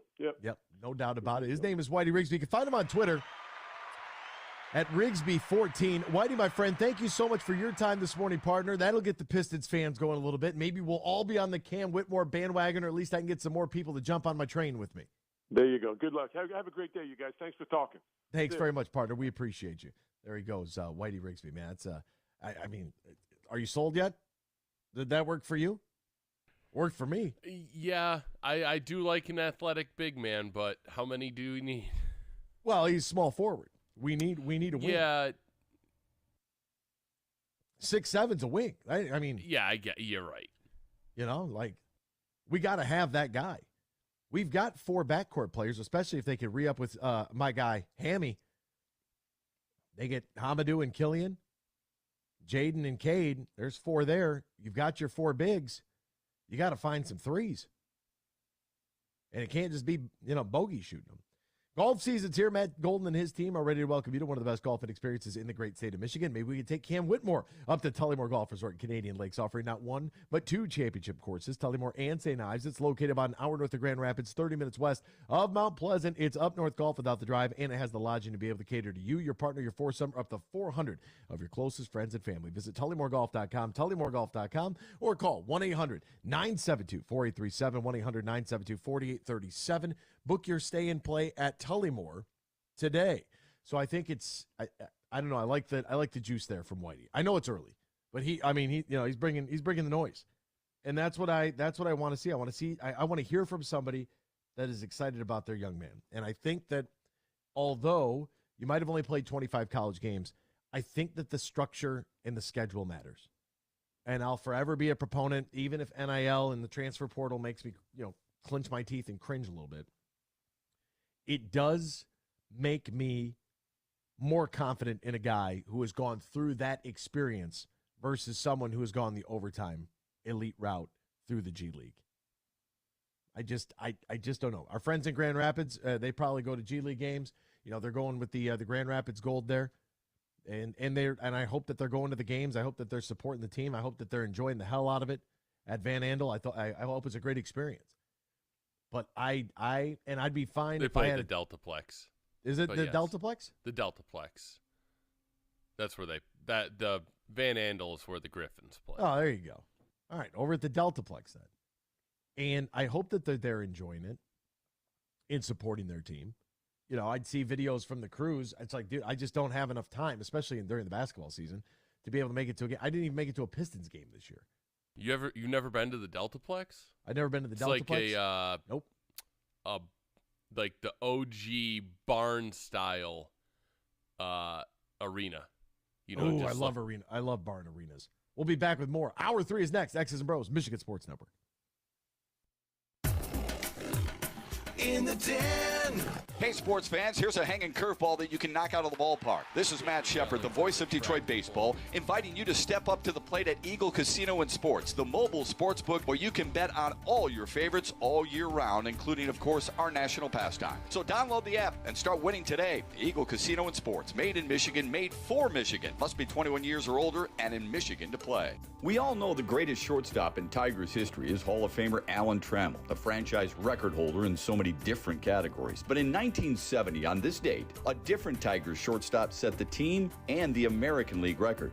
Cesar Gutierrez went 7 for 7 in a 12-inning win at Cleveland over the Indians. That performance still stands as an American League record. 6 of Gutierrez's hits that day were singles, including one that tied the game. Gutierrez would play 3 years in Detroit, helping the Tigers to a pair of second-place finishes and a record-setting day in Cleveland.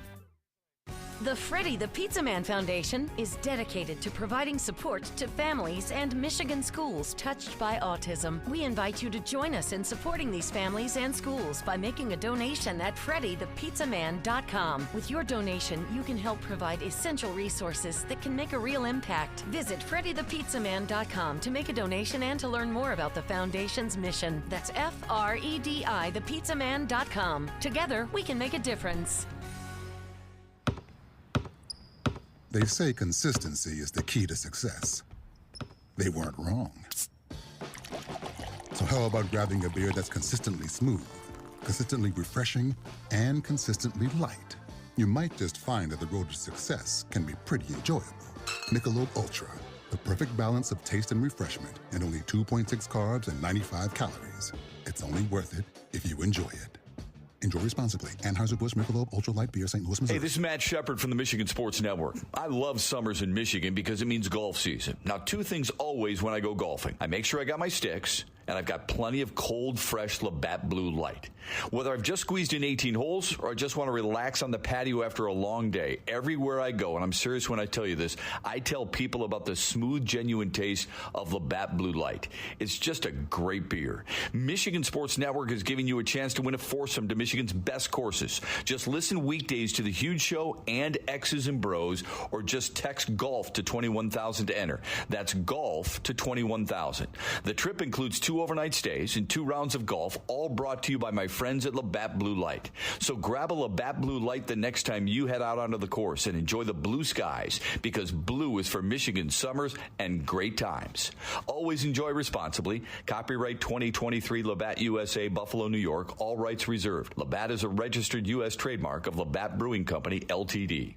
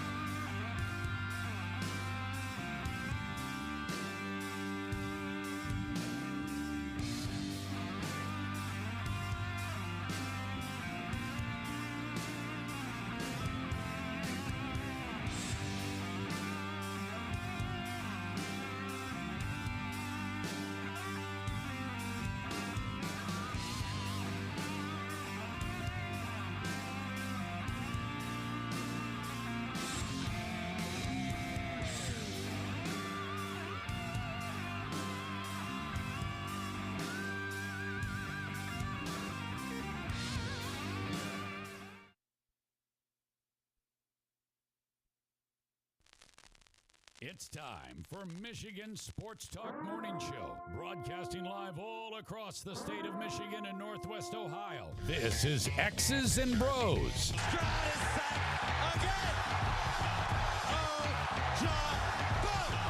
Swings it out to Sadiq Bey. Gets Benny in the To Abdul-Rahman at midcourt. Extra pass. And it goes for the win. The three-pointer by Jordan Poole. Here's the give. Walker! Kenneth Walker! Touchdown! Smarty! Goff's got it. Back. Looks. Throws. Ends up. Yes! Caught! Touchdown Detroit Lions! They did it! Amon-Ra St. Brown in the receiving end! Sends one to deep left center field. Back it goes, and that ball's out of here! A grand slam from Miguel Cabrera. He's got 2 goals. Larkin in on goal. Scores! His first career hat trick in his 7th season for Dylan Larkin. Here's your host, Anthony Bellino. All right. Couple things here. First, I thought it was Van Andel, and the only reason I knew that is because I had to do some things for work, and I thought it was Van Andel. It is Van Andel. Dan, please apologize to the good people of GR. Okay, they shut down the Deltaplex. Somehow, Van Andel allows the Nuggets to get their organization into Van Andel Arena, but when they were with the Pistons, got to play somewhere else. Which is totally fine. Second, when you're owned by Ben Wallace. There you go. Ben Wallace. Secondly, El Chirpo. This guy says, quote, I love when my guy Bellino goes straight Kardashian when he starts talking about this team's uniforms. It's all lipstick on a pig at this point. Win something, then play dress up any way you'd like. You listen here, El Chirpo. Did you just close your eyes the last 10 weeks of the season? Did you not see the trajectory that this team is on right now? Are you on board or not, Chirpo? That's what I want to know. Are you all in? Are you pumping in the Honolulu Blue Kool-Aid right now or not? Because if you're not, then you got to get out of here. It's all or nothing. We're either all the way in and we have good jerseys and cool helmets and all kinds of fun stuff, or you could sit around and not do anything fun and lose a bunch of games. Those are your options. But this team, from an organizational standpoint, all the way down to guy number 70 in the practice squad, the training room staff, the interns, the ticket takers, the concessions people, the parking attendants, we're all in, Chirpo. So you're either going to get all in or you're going to get all the way out. There's none of this 1 foot in, 1 foot out business. No hokey pokey. Goes all Kardashian. I want to look good, because when you look good, you feel good. And when you feel good, you play good. And when you play good, they pay good. Deion Sanders. This Chirpo. How dare you call me a Kardashian? Just because I got a little sense of style. Except for in the mornings. It's just a polo and a hat. Or a hoodie in the winter season. Although it feels like winter down here in the bunker. This is just crazy. Call me a Kardashian. Humbug. Text the keyword sports radio to 21,000. Sports radio to 21000. I saw a tweet about Babe Ruth and the Kardashians. Oh, he'd have been toast. Somebody said, what would Babe Ruth hit in today's MLB? And somebody said at least 2 Kardashians. Yeah, who was the old Yankee? Was it DiMaggio that had some of those? Oh, Mickey Mantle. Mickey Mantle. Can you imagine if social media would have been around with Mickey Mantle and some of the stories that he had back then in the day? Like, yeah, don't right. act like Ryan says he brought up DiMaggio and Marilyn Monroe too. That's they were all getting around back then. Yeah, I mean, they're professional athletes. We act like what Zion's doing is something new. No, it's Look just at that Jelly it's on Roll. Twitter. Look at Jelly Roll. You ever heard of Jelly Roll? I just watched a little bit of his story yesterday. All right. Heard Jelly Roll is good friends with my friend Mikey, and they've worked. Mikey What? works. Yeah, Mikey works with... You have mutual friends with Jelly Roll. Yeah. You know who cuts Mikey's hair? My barber does this and that and the third. Yeah, my barber. So Mikey is with 8 Mile Vodka, and he and Jelly Roll are like peanut butter and Jelly Roll sandwiches, right? So Jelly Roll started off in the hip-hop world, but then Jelly Roll ended up marrying Bunny? A former escort. Yeah, that's the correct term for that. Anyways, neither here nor there. It's Jelly Roll. I don't even know how I got started on Jelly Roll. How did that even come up? I don't know, but Sunday morning is Marilyn Monroe, Jelly Roll. It's all the same. Everybody's doing it. Like Zion, I don't know why people are shocked at this. Young guy, couple $100 million. Like, is he following the correct protocol? No. Should he be? Yes. Is this on him? Yes. Is it also around the people in his circle? Yes. But I mean, he's the one doing it. He's the one, trying to Venmo 20 grand. So like, what are we doing here? Venmo. Miss me with this digital currency and this phony app money anyways. Meyer Supercenter guest line, 248-951-2176, 248-951-2176. We're on Twitter at XB Mornings, Facebook, X's and Bros. And, of course, good morning to our television audience as well on BCSN and streaming on our YouTube page at Michigan Sports Network. Add a .com to that to find our website. Danny Cahalan is at Dan in the studio. Ryan Elke is at RyanL_Key on Twitter. And I'm Anthony Bellino at AC Bellino. Chirpo remembers when you started talking draft week 8. No, Mr. Sarcasm. It was, do we need to? Should we be? Is this the point that we're at? Those were the questions. They need to talk in draft week 8. Stop it. I don't want to, I believe, are the words that I used. I hope the new helmet is worn in all the big games. We'll need the help. A big throw made when we really need it. I hope so. Maybe the helmet has increased accuracy. I don't know what the helmet is going to have. In fact, I'm lying. I do know exactly what the helmet's going to look like. Hopefully you'll like it. Shooting. Grady Dick. Need some shooting. Gotta have it.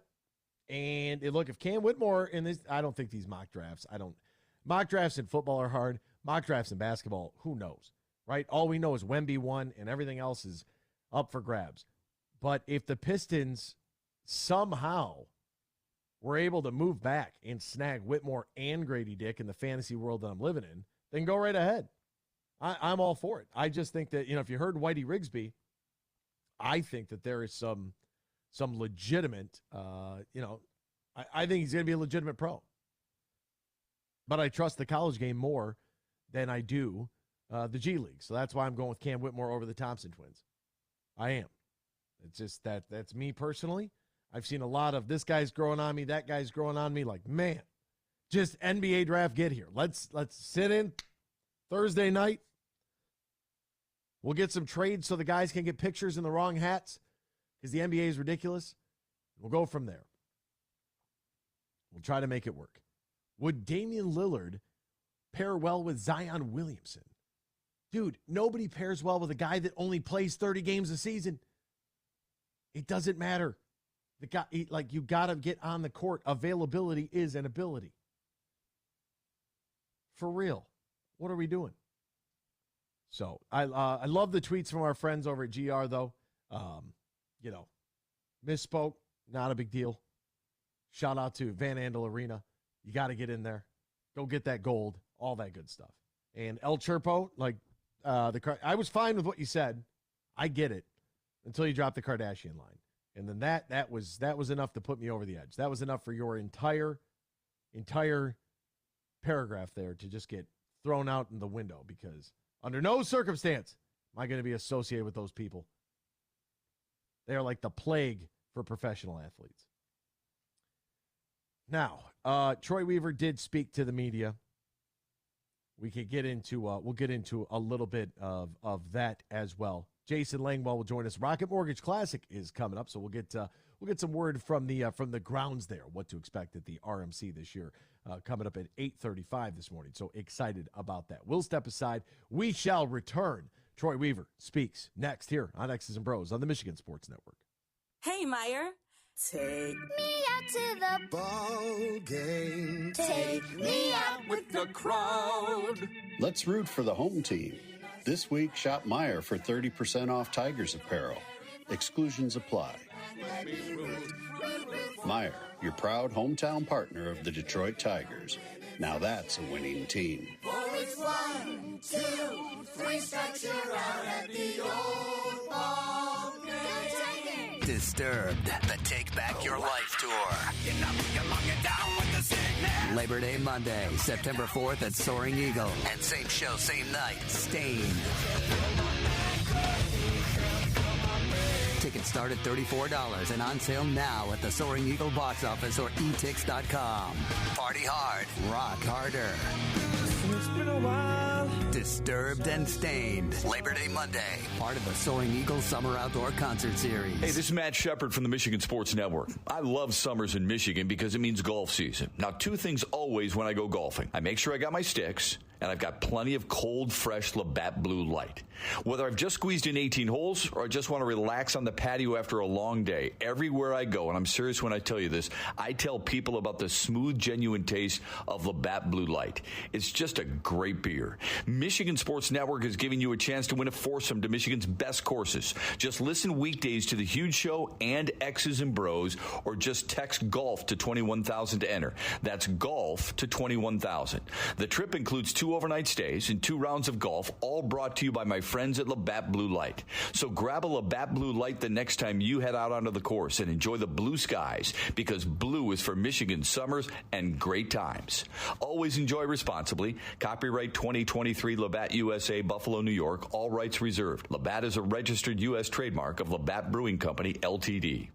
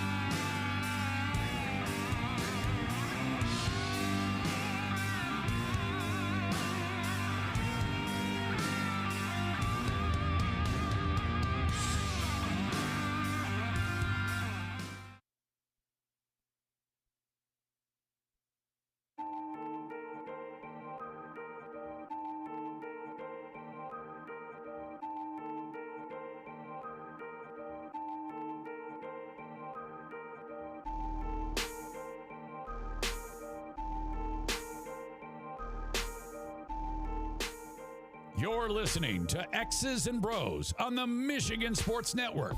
Can't call in? Text us using the keyword sports radio and send it to 21000 or tweet us at XB Mornings. Now back to Danny Cahalan, Ryan Elke, and Anthony Bellino. With golf season officially here, Matt Golden and his team ready to welcome you with open arms to one of the best golfing experiences in the great state of Michigan. Let me tell you about Tullymore Golf Resort and Canadian Lakes, not offering not one but two championship courses, Tullymore and St. Ives. Located about an hour north of Grand Rapids, 30 minutes west of Mount Pleasant, which makes it like, what, an hour and 10 minutes from Van Andel Arena? It's up north golf without the drive and smack dab in the middle of the state, so it's easy to get to no matter where you're driving from. And now all I can think about is my young fella Rory, who every day I see him goes, Tullymore. I'm like, good, it's working. Tullymore not only features top-line golf, but also top-line accommodations and the perfect space for your wedding event, reception, or group outing. Visit TullymoreGolf.com, or you can call 1-800-972-4837, 1-800-972-4837. Book your stay and play at Tullymore today. It's great to have you with us here on X's and Bros on the Michigan Sports Network. Danny Cahalan, Ryan Elke, Anthony Bellino, all joining you. Thank you for joining us, no matter who you are, where you are, or how you may be listening. Oh, man, I love the people. They're great. Okay, so Pistons GM Troy Weaver talking about the NBA draft, which is tomorrow night, 8 o'clock. And here is what our general manager had to say. No, I mean, we're still open to improving the team, absolutely. Do we like the players that we've been vetting out at 5? Absolutely, but we're still open to different opportunities as well. So no, definitely still looking at all our options to improve the team.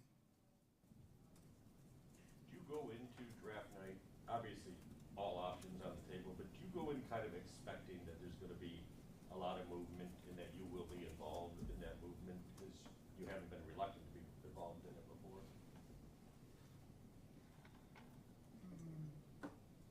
No, I mean, we just want to be ready. What comes at us, I mean,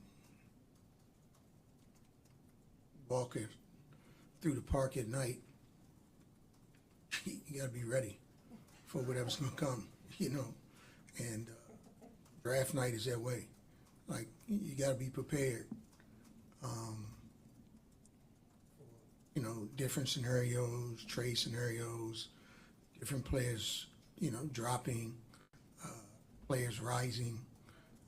That's why the work is so important now. So on draft night, we're equipped to handle what happens.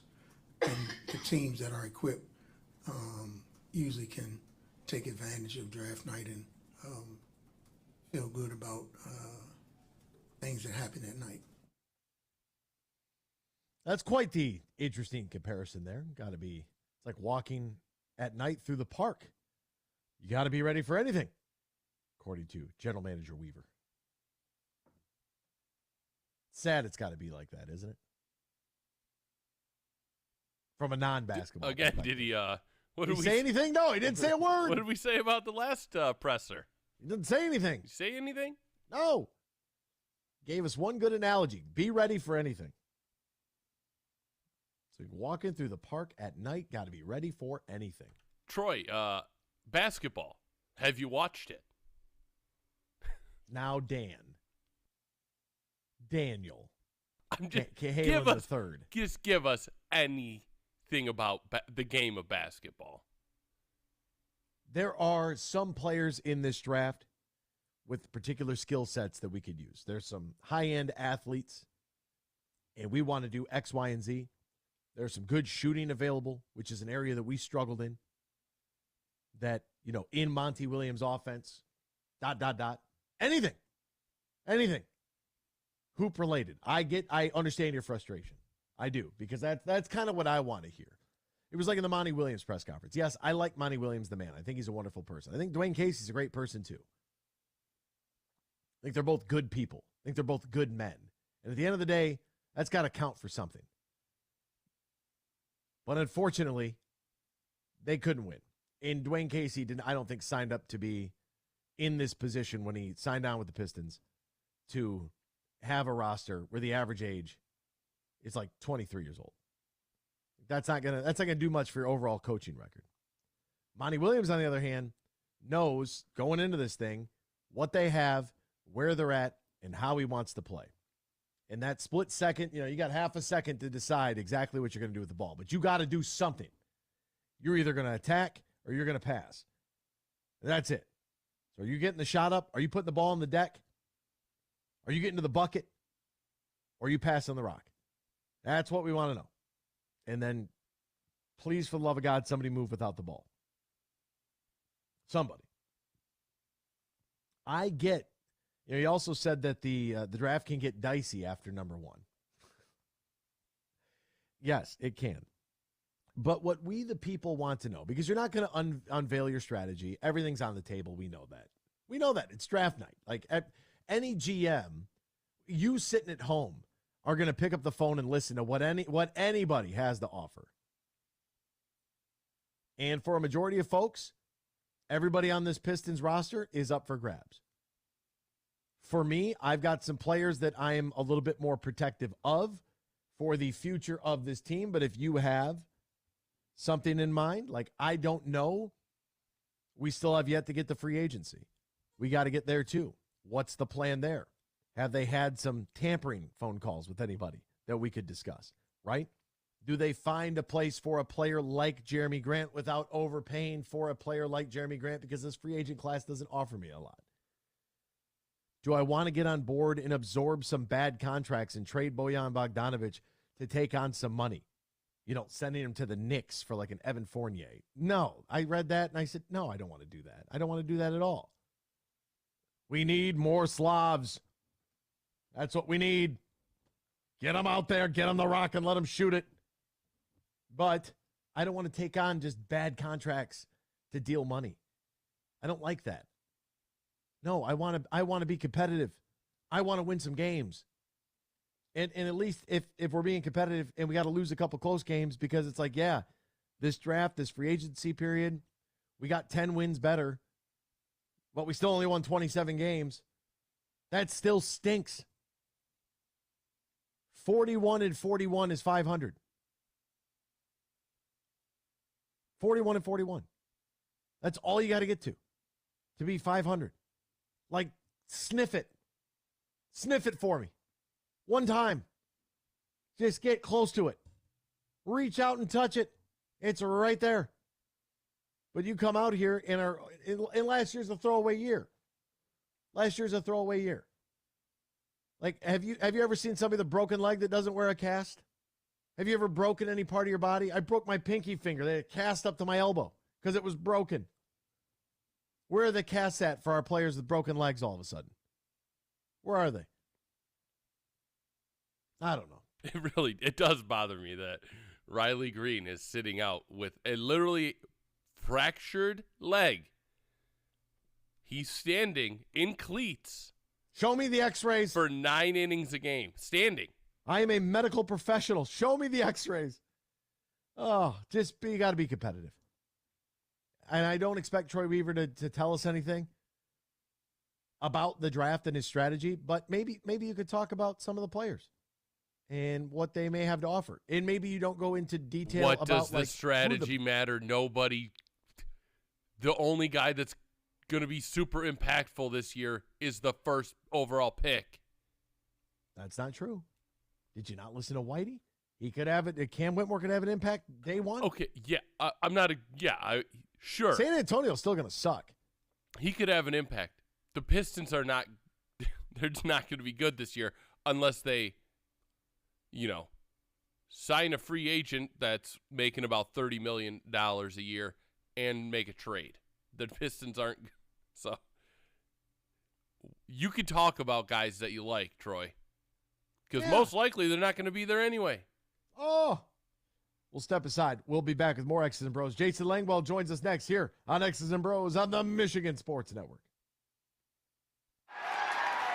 Meijer's Super Sale is here. Friday and Saturday only. Find super low prices on items like Meijer Family Pack Chicken Wings for $1.79 per pound and 99 cents per pound green seedless grapes. Plus, buy one, get one free Hormel Black Label or Natural Choice Bacon. Don't miss limited time prices during the Meijer Super Sale. Friday and Saturday only while supplies last. Exclusions apply. See all the deals in the Meijer app.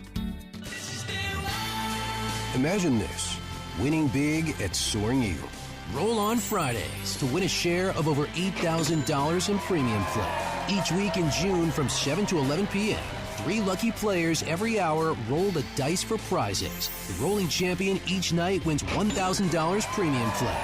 Roll on Fridays, only at Soaring Eagle Casino and Resort. Your getaway reimagined. Visit SoaringEagleCasino.com for complete rules and details. Have you ever played golf at Tullymore, St. Ives? Have you experienced a stay-and-play package in Canadian Lakes, Michigan, less than an hour north of Grand Rapids? Well, here's what you need to do if you want to take advantage of great deals right now. Go to TullymoreGolf.com. That's TullymoreGolf.com, and you'll see the link for packages, accommodations, dining, meetings, weddings, events, and so much more, and especially golf on the 18-hole layout at Tullymore and the 18 holes at St. Ives. And they can accommodate any group, whether it's 2 people getting together or 200 looking for a weekend or an overnight celebration. That includes a little business, golf, great food, and beverages. Just go to TullymoreGolf.com. That's TullymoreGolf.com. They're located in Canadian Lakes, Michigan, less than an hour north of GR. Get more info at TullymoreGolf.com.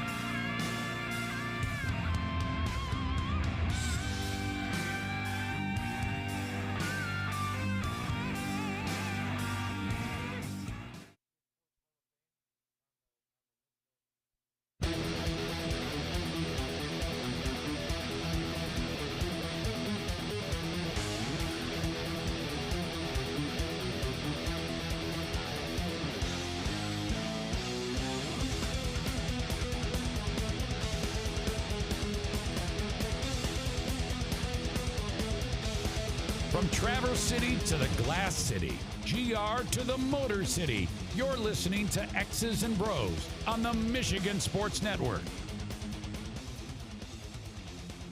Welcome back here to X's and Bros on the Michigan Sports Network. Danny Caitlin, Ryan Elke, Anthony Bellino, all joining you. Thank you for joining us. Don't forget to step into a world of nonstop action over at the DraftKings Casino. Play the classics like blackjack, roulette, slots, my favorite, craps. Plus, you can enjoy exclusive games you can't find anywhere else. Right now, new customers who deposit at least $5 can get a match on their first deposit and score up to $2,000 in casino bonus funds. All you got to do is sign up, select the offer of your choice, and start playing from a full suite of games. Download the DraftKings Casino app right now. Sign up using the promo code HUGE and get a match of your first deposit of $5 up to $2,000 in your hand in casino bonus funds only at DraftKings, only using the promo code HUGE. Now, if you or somebody you know has a gambling problem, wants help, needs help, call the Michigan Department of Health and Human Services Gambling Disorder Helpline, 800-270-7117, 21 plus, Michigan, only one per opted-in customer. Minimum $5 deposit, max match $2,000. Deposit and bonus amount requires 15 times playthrough within 30 days. See terms at casino.draftkings.com/players choice. Restrictions do apply. Hey, Dan, are we good to go with our friend Jason? We are. Excellent. Time now to welcome in on the Meijer Supercenter guest line the Executive Vice President Director of the Rocket Mortgage Classic, Jason Langwell. Mr. Langwell, my friend, good morning to you, partner. How are you? How's life? How are things a week away from the Rocket Mortgage Classic returning here to the Motor City? Yeah, no, things are great. Good to be with you guys. Hard to believe we're just inside a week away from our fifth playing, 5 years, our first real milestone, right? Amazing time for us, and hard to believe here we are after 5 years, $7 million donated, and shrinking a digital divide, and all because of all the efforts that's happening here in Detroit. And we've got the best field we've ever had yet. Really excited to make this happen next week. Is this, with a week out, are you feeling more relaxed now that it's here, or are you still, everybody's hustling and busting and still stressed out, pulling their hair out, trying to get every T crossed and every I dotted? Yeah, no, it's the latter. I cut my hair short, so I don't have any to pull out anymore. But no, things are great. We really are. The build looks amazing. It's a frantic time. All of our vendors are loading in now. Our furniture's going in all of our amazing hospitality structures. Our bigger fan zone is getting populated with all these fun interactives for youth to come out and enjoy. And so it's we call it blessed stress, right? That's our euphemism here that we use to kind of power through. It is a very exciting and busy time, but as I said, it promises to be the best playing that we've had in our 5 years yet, and we're ready to make it happen. Now, Dan and Ryan were out there for Media Day, and they wanted to see all parts of the course. So they tested out the rough and the trees. They made sure that they covered every single tree. I found it on Detroit Golf Club. Every single one. They're beautiful, great bounces. It all works. Dan even put one off of a grandstand that bounced onto the green, so things are looking good. But I wanted to ask you about the course conditions, because obviously, we're all reading the news. We all saw that there were some vandals that got on the loose and tried to tear some things up. But Dan and Ryan said the course in great condition. Yeah, no, it really is. We've had one of the driest and best springs we've had in history here. The greens are great. You talk about 11 and 12. We got down to the Oakmont sod farm and put some sod on those greens. They're perfect right now. They look great, as does every green out there. The rough's coming up and getting thicker. Fairways are great. These nice cool nights make for really great growing season. So the golf course is in the best shape it's ever been in. And you talk about those structures along the fairways. We've got our best build out that we've ever had. Tons of new fan decks lining the fairways, open to the public for fans to come out and enjoy. And so, golf course is in the best shape yet, and players are really enjoy this classic down at Ross track next week. Jason, you had mentioned the field, some names for our listeners. Webb Simpson, Justin Thomas is going to be out there. Colin Morikawa, Hideki will be there. You're going to have Zach Johnson and Max Homa. Ricky Fowler is going to be out there. Of course, the defending champ, Tony Finau, the 2021 champ, Cam Davis is going to be out there. When it comes to putting together that field, what goes into that process to make sure that you're putting together the best group that you can, and this one is lights out? Well, yeah, no, thanks for saying that. We feel great about it. Also had Gordon Sargent and Sam Bennett, a couple of young rising stars in the game, and the recruiting process is going out to a number of events around the year, talking to players in the back of the driving range on Tuesday and Wednesday early week, and telling them the story of Detroit. Tell them about this great golf course we have, this great city that we have, the experience that they're going to have on and off the golf course. We held one of the best spouse experiences early week. So a lot of wives are talking to their players, saying, hey, can I get back to the Shinola Hotel for that amazing event they do there? And these are all, a lot of these guys are all with families, right? And so we have fireworks celebration going on Monday night. And so now I've had players reach out to me saying, look, we're building, our kids are out of school. We build our schedule around coming to Detroit, going to the fireworks, going to the zoo, enjoying, great summer fun here in Detroit. And so we go and tell those stories, create awareness about the great experience they're going to have. And that ultimately leads to a great field. And when you add a great golf course on top of it, and a great clubhouse as well, we do a ton for the caddies. All of those things go into having players choose us as one of their stops in the summer on the PGA Tour. When we look at the U.S. Open last week in L.A., right, and, there was a lot of talk about, course visibility for the people that are there. How many fans are in attendance? How many tickets did LACC pick up? And, hospitality tents versus, folks walking around in sort of like the juice and the energy. When you are watching the U.S. Open or other golf tournaments, are there certain things that you look at as almost like a film scout for another sport, right? If you're a football team, you got to scout the opponent to see what they have going on. Do you get the opportunity to travel around at all to see kind of what different venues and different events kind of look like, sound like, feel like, so that you guys can put together your best plan for how you want the Rocket Mortgage not only to be experienced in person for the fans and the players, but also be experienced for the television audience? Well, we do. We call them site inspections, and we make a number of them and go out to Waste Management, Honda Classic are a couple that come to mind. We go to a number of the majors. I didn't go to LACC, but I go to all the ones before that. And, yeah, we definitely take notes about fan flow. And, the great thing about PGA Tour golf is, any ticket you buy is a front row seat. And we want to make sure that it's a great fan flow experience for everyone. We've got that here at Detroit Golf Club. When you think about what we've got in the front nine, we have a treehouse deck open to the public where you can see a shot from every hole in the front nine, with the exception of one hole. And so we kind of identify certain points on the golf course where we can get fans up close and personal or elevated to be able to have great views of golf and enjoy their experience. And we spend a lot of time in the fan zones, too. We've got our best fan zone this year. Area 313 Grove is going to be expanded. We've got tons of fun fan interactives. Rocket Mortgage is going to have a mini putt course out in the fan zone. Cobra Puma is going to be doing a big basketball activation. So one thing we've learned is we want to make this something, whether you're a fan of golf, a fan of Detroit, or just a fan of some good old summertime fun. That's what people want. They want to bring their families out. Yeah, they may watch some golf, but they want to know they can get away from the rope line and have an amazing time too. We really focused on that this year, and we've got our free days of the public open this Sunday for the John Shippen. Then come out and watch the top black players compete for an exemption of the Rocket Mortgage Classic. Come back out Tuesday and Wednesday. The first 1,000 people get a pony bobblehead through the gates those days. Come out and watch our youth clinic, our Area 313 Celebrity Scramble on Tuesday night, our Pro-Am on Wednesday. And so it's all about the experience. We're creating an amazing experience, and it's all about summer fun, whether you're a fan of golf or a fan of Detroit. Yeah, let's go to the youth clinic because I'm big on the junior golf, right? You got to get the kids out there, got to get clubs in their hand, you got to get them on the greens, you got to teach them how to take care of the greens, right?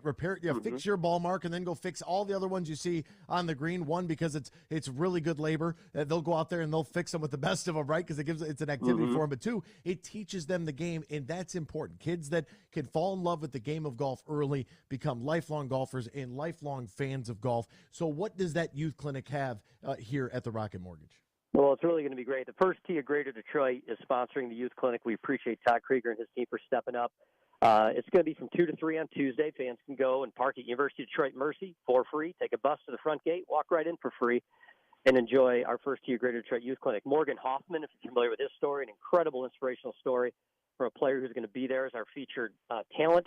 Health and wellness is a big part of it. We're going to be talking about golf, on getting clubs in your hands and learning about the game, but also a big focus on health and wellness for youth as well. So that's going to be a primary message throughout that day, and then they can stick around and head over to our Area 313 Celebrity Scramble from 5 to 6:30. Barry Sanders, Calvin Johnson, Dylan Larkin, Chris Webber, Tom Izzo, The Miz from WWE is going to be there to play with the top players in our field in a 3-hole scramble and see if anyone can go 3-1-3 Eagle Ace Birdie and trigger a $313,000 award to help end our digital divide here. So it's a really, really fun day for free for fans to be able to come out and see some of our top talent and top celebrities in our field.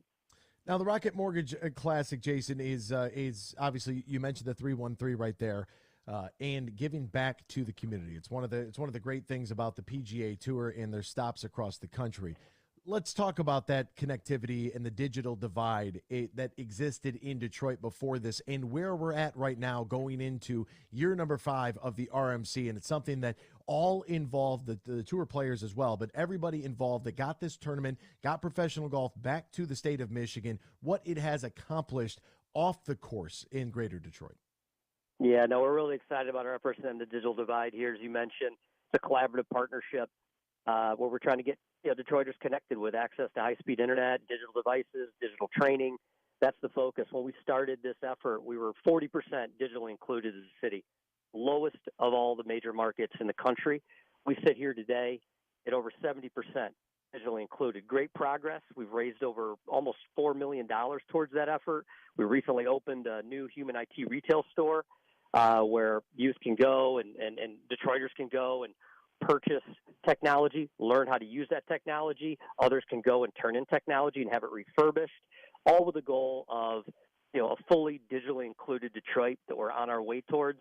Really excited about it. And to your message, it's been a really group effort. The City of Detroit, Rocket Mortgage, the United Way of Southeast Michigan have all leaned in to get us to this effort. But we're 70% isn't 100%. So we've got a ways to go. And fans need to know when they come out here and buy a soda, a shirt, a high noon, whatever, all those proceeds are going to help end this digital divide and impact the outcome here in Detroit.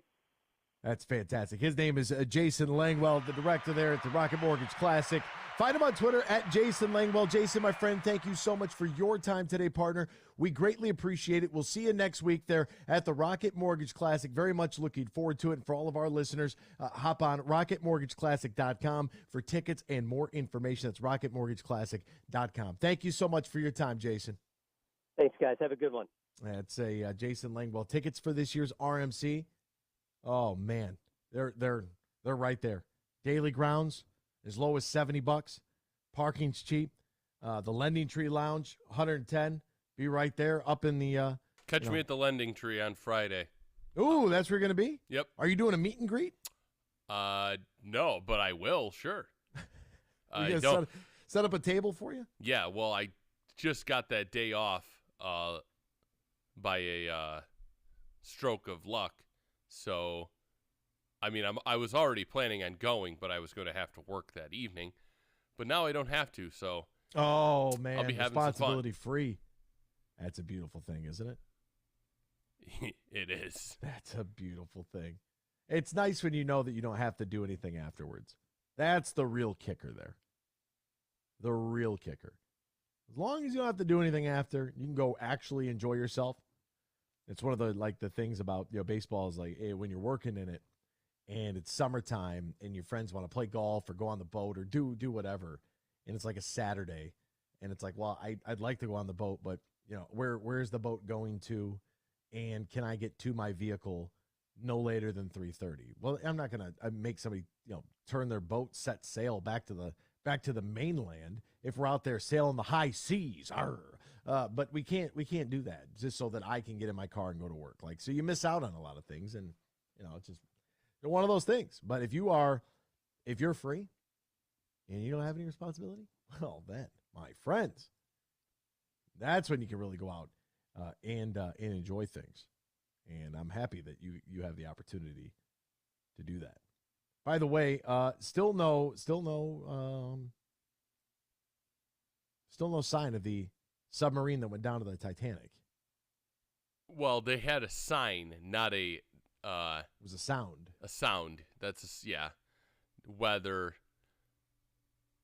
I don't know. How far is the Titanic down? Like, you posted that video, Anthony. I want to know where the Titanic was on that. In comparison. It's going to pop up here momentarily, but the video is a graphic illustration of the different depths of the ocean and different seas around the world, just different bodies of water, right? So, there's some different tunnels that you could see. where the USS George Washington is 210 meters down. The Eiffel Tower is only 324 meters high, right? So that gives you like the Burj Khalifa. You'll see, all kinds of different. The videos are actually really cool. The Petronas oil platform, 565 meters down under the sea. That's crazy. The Burj Khalifa is 829 meters tall and isn't even close. 3,800 meters, so 12,500 feet. They're down. Yeah, good luck. You feel bad because the report right now is they have they can make it till Thursday morning with the oxygen they have available. And I brought up that plane crash in the 70s in the Andes Mountains. Because here's the thing nobody thinks about. Okay, you're stranded. Oh my, what are we going to eat? That's one thing. What are you going to drink? Right? 3 days without water, 7 days without food, 3 minutes without air, or whatever. There's the RMS Titanic. It's way down there. And the average depth of the Atlantic Ocean is 3,600 meters. 3,646. The Titanic's 3,700 meters down. That's crazy. And you went down there in a submarine, a tiny submarine. But here's something that a lot of people don't think about. What are you going to do how are you going to go to the bathroom? There is a, what you would call a toilet in that vessel. But, it's not the largest tank. So a friend of mine that I worked with, I call him a friend. He's got a few years on me, but he actually, he was in the Navy and he was on submarines. If you've ever seen the movie U-571, terrifying. Greyhound is another great film. If you're interested in World War II and submarines, both of those, I'd say U-571 and Greyhound with Tom Hanks. U-571 had Matthew McConaughey in it. Both are great films. I can't do it. I cannot do that. Nope. Those people are a special group of individuals because I'm not going. What goes up must come down. What goes down doesn't always come up. And that's terrifying. And so, for those folks, obviously you can pay attention to the news and, we'll see if there's any luck out there whatsoever because it's looking bad. I don't know how we went from Rocket Mortgage Classic to the submarine. But that happens from time to time on the show. We bounce around a little bit on a myriad of different topics. All right, well, that is all for us for today. We've got the NBA draft coming up. We'll have more draft coverage for you tomorrow. I'm not just sold on Cam Whitmore. Maybe there is somebody else in this draft that the Pistons will select. Plus Stevie Y speaking to the media as well. And stay tuned to all of the Lions socials for the new alternate helmet release as well. Hopefully you will enjoy it. Can't what wait time to get is your that? feedback. I don't know. Lunchtime, maybe? I have no idea. But whenever it comes out, today's the 21st, so that's what they were saying. And we'll reconvene and we'll discuss it all tomorrow morning. Same time, same place, right here on the Michigan Sports Network. Hey, this is Matt Shepard from the Michigan Sports Network. I love summers in Michigan because it means golf season. Now, two things always when I go golfing. I make sure I got my sticks, and I've got plenty of cold, fresh Labatt Blue Light. Whether I've just squeezed in 18 holes or I just want to relax on the patio after a long day, everywhere I go, and I'm serious when I tell you this, I tell people about the smooth, genuine taste of Labatt Blue Light. It's just a great beer. Michigan Sports Network is giving you a chance to win a foursome to Michigan's best courses. Just listen weekdays to The Huge Show and X's and Bros, or just text GOLF to 21,000 to enter. That's GOLF to 21,000. The trip includes 2 overnight stays and 2 rounds of golf, all brought to you by my friends at Labatt Blue Light. So grab a Labatt Blue Light the next time you head out onto the course and enjoy the blue skies, because blue is for Michigan summers and great times.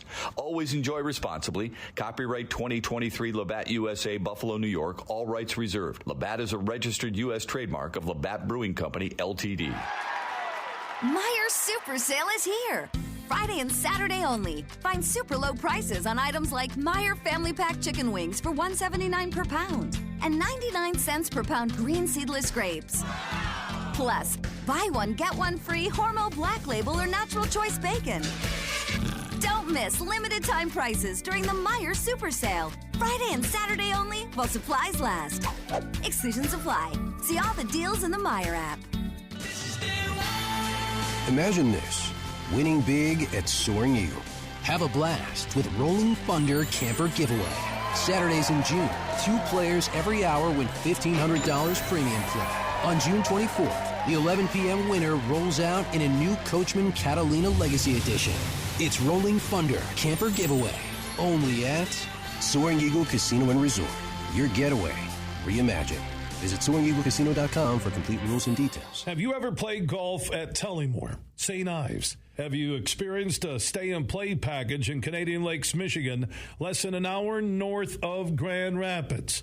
Well, here's what you need to do if you want to take advantage of great deals right now. Go to TullymoreGolf.com. That's TullymoreGolf.com, and you'll see the link for packages, accommodations, dining, meetings, weddings, events, and so much more, and especially golf on the 18-hole layout at Tullymore and the 18 holes at St. Ives. And they can accommodate any group, whether it's 2 people getting together or 200 looking for a weekend or an overnight celebration. That includes a little business, golf, great food, and beverages. Just go to TullymoreGolf.com. That's TullymoreGolf.com. They're located in Canadian Lakes, Michigan, less than an hour north of GR. Get more info at TullymoreGolf.com.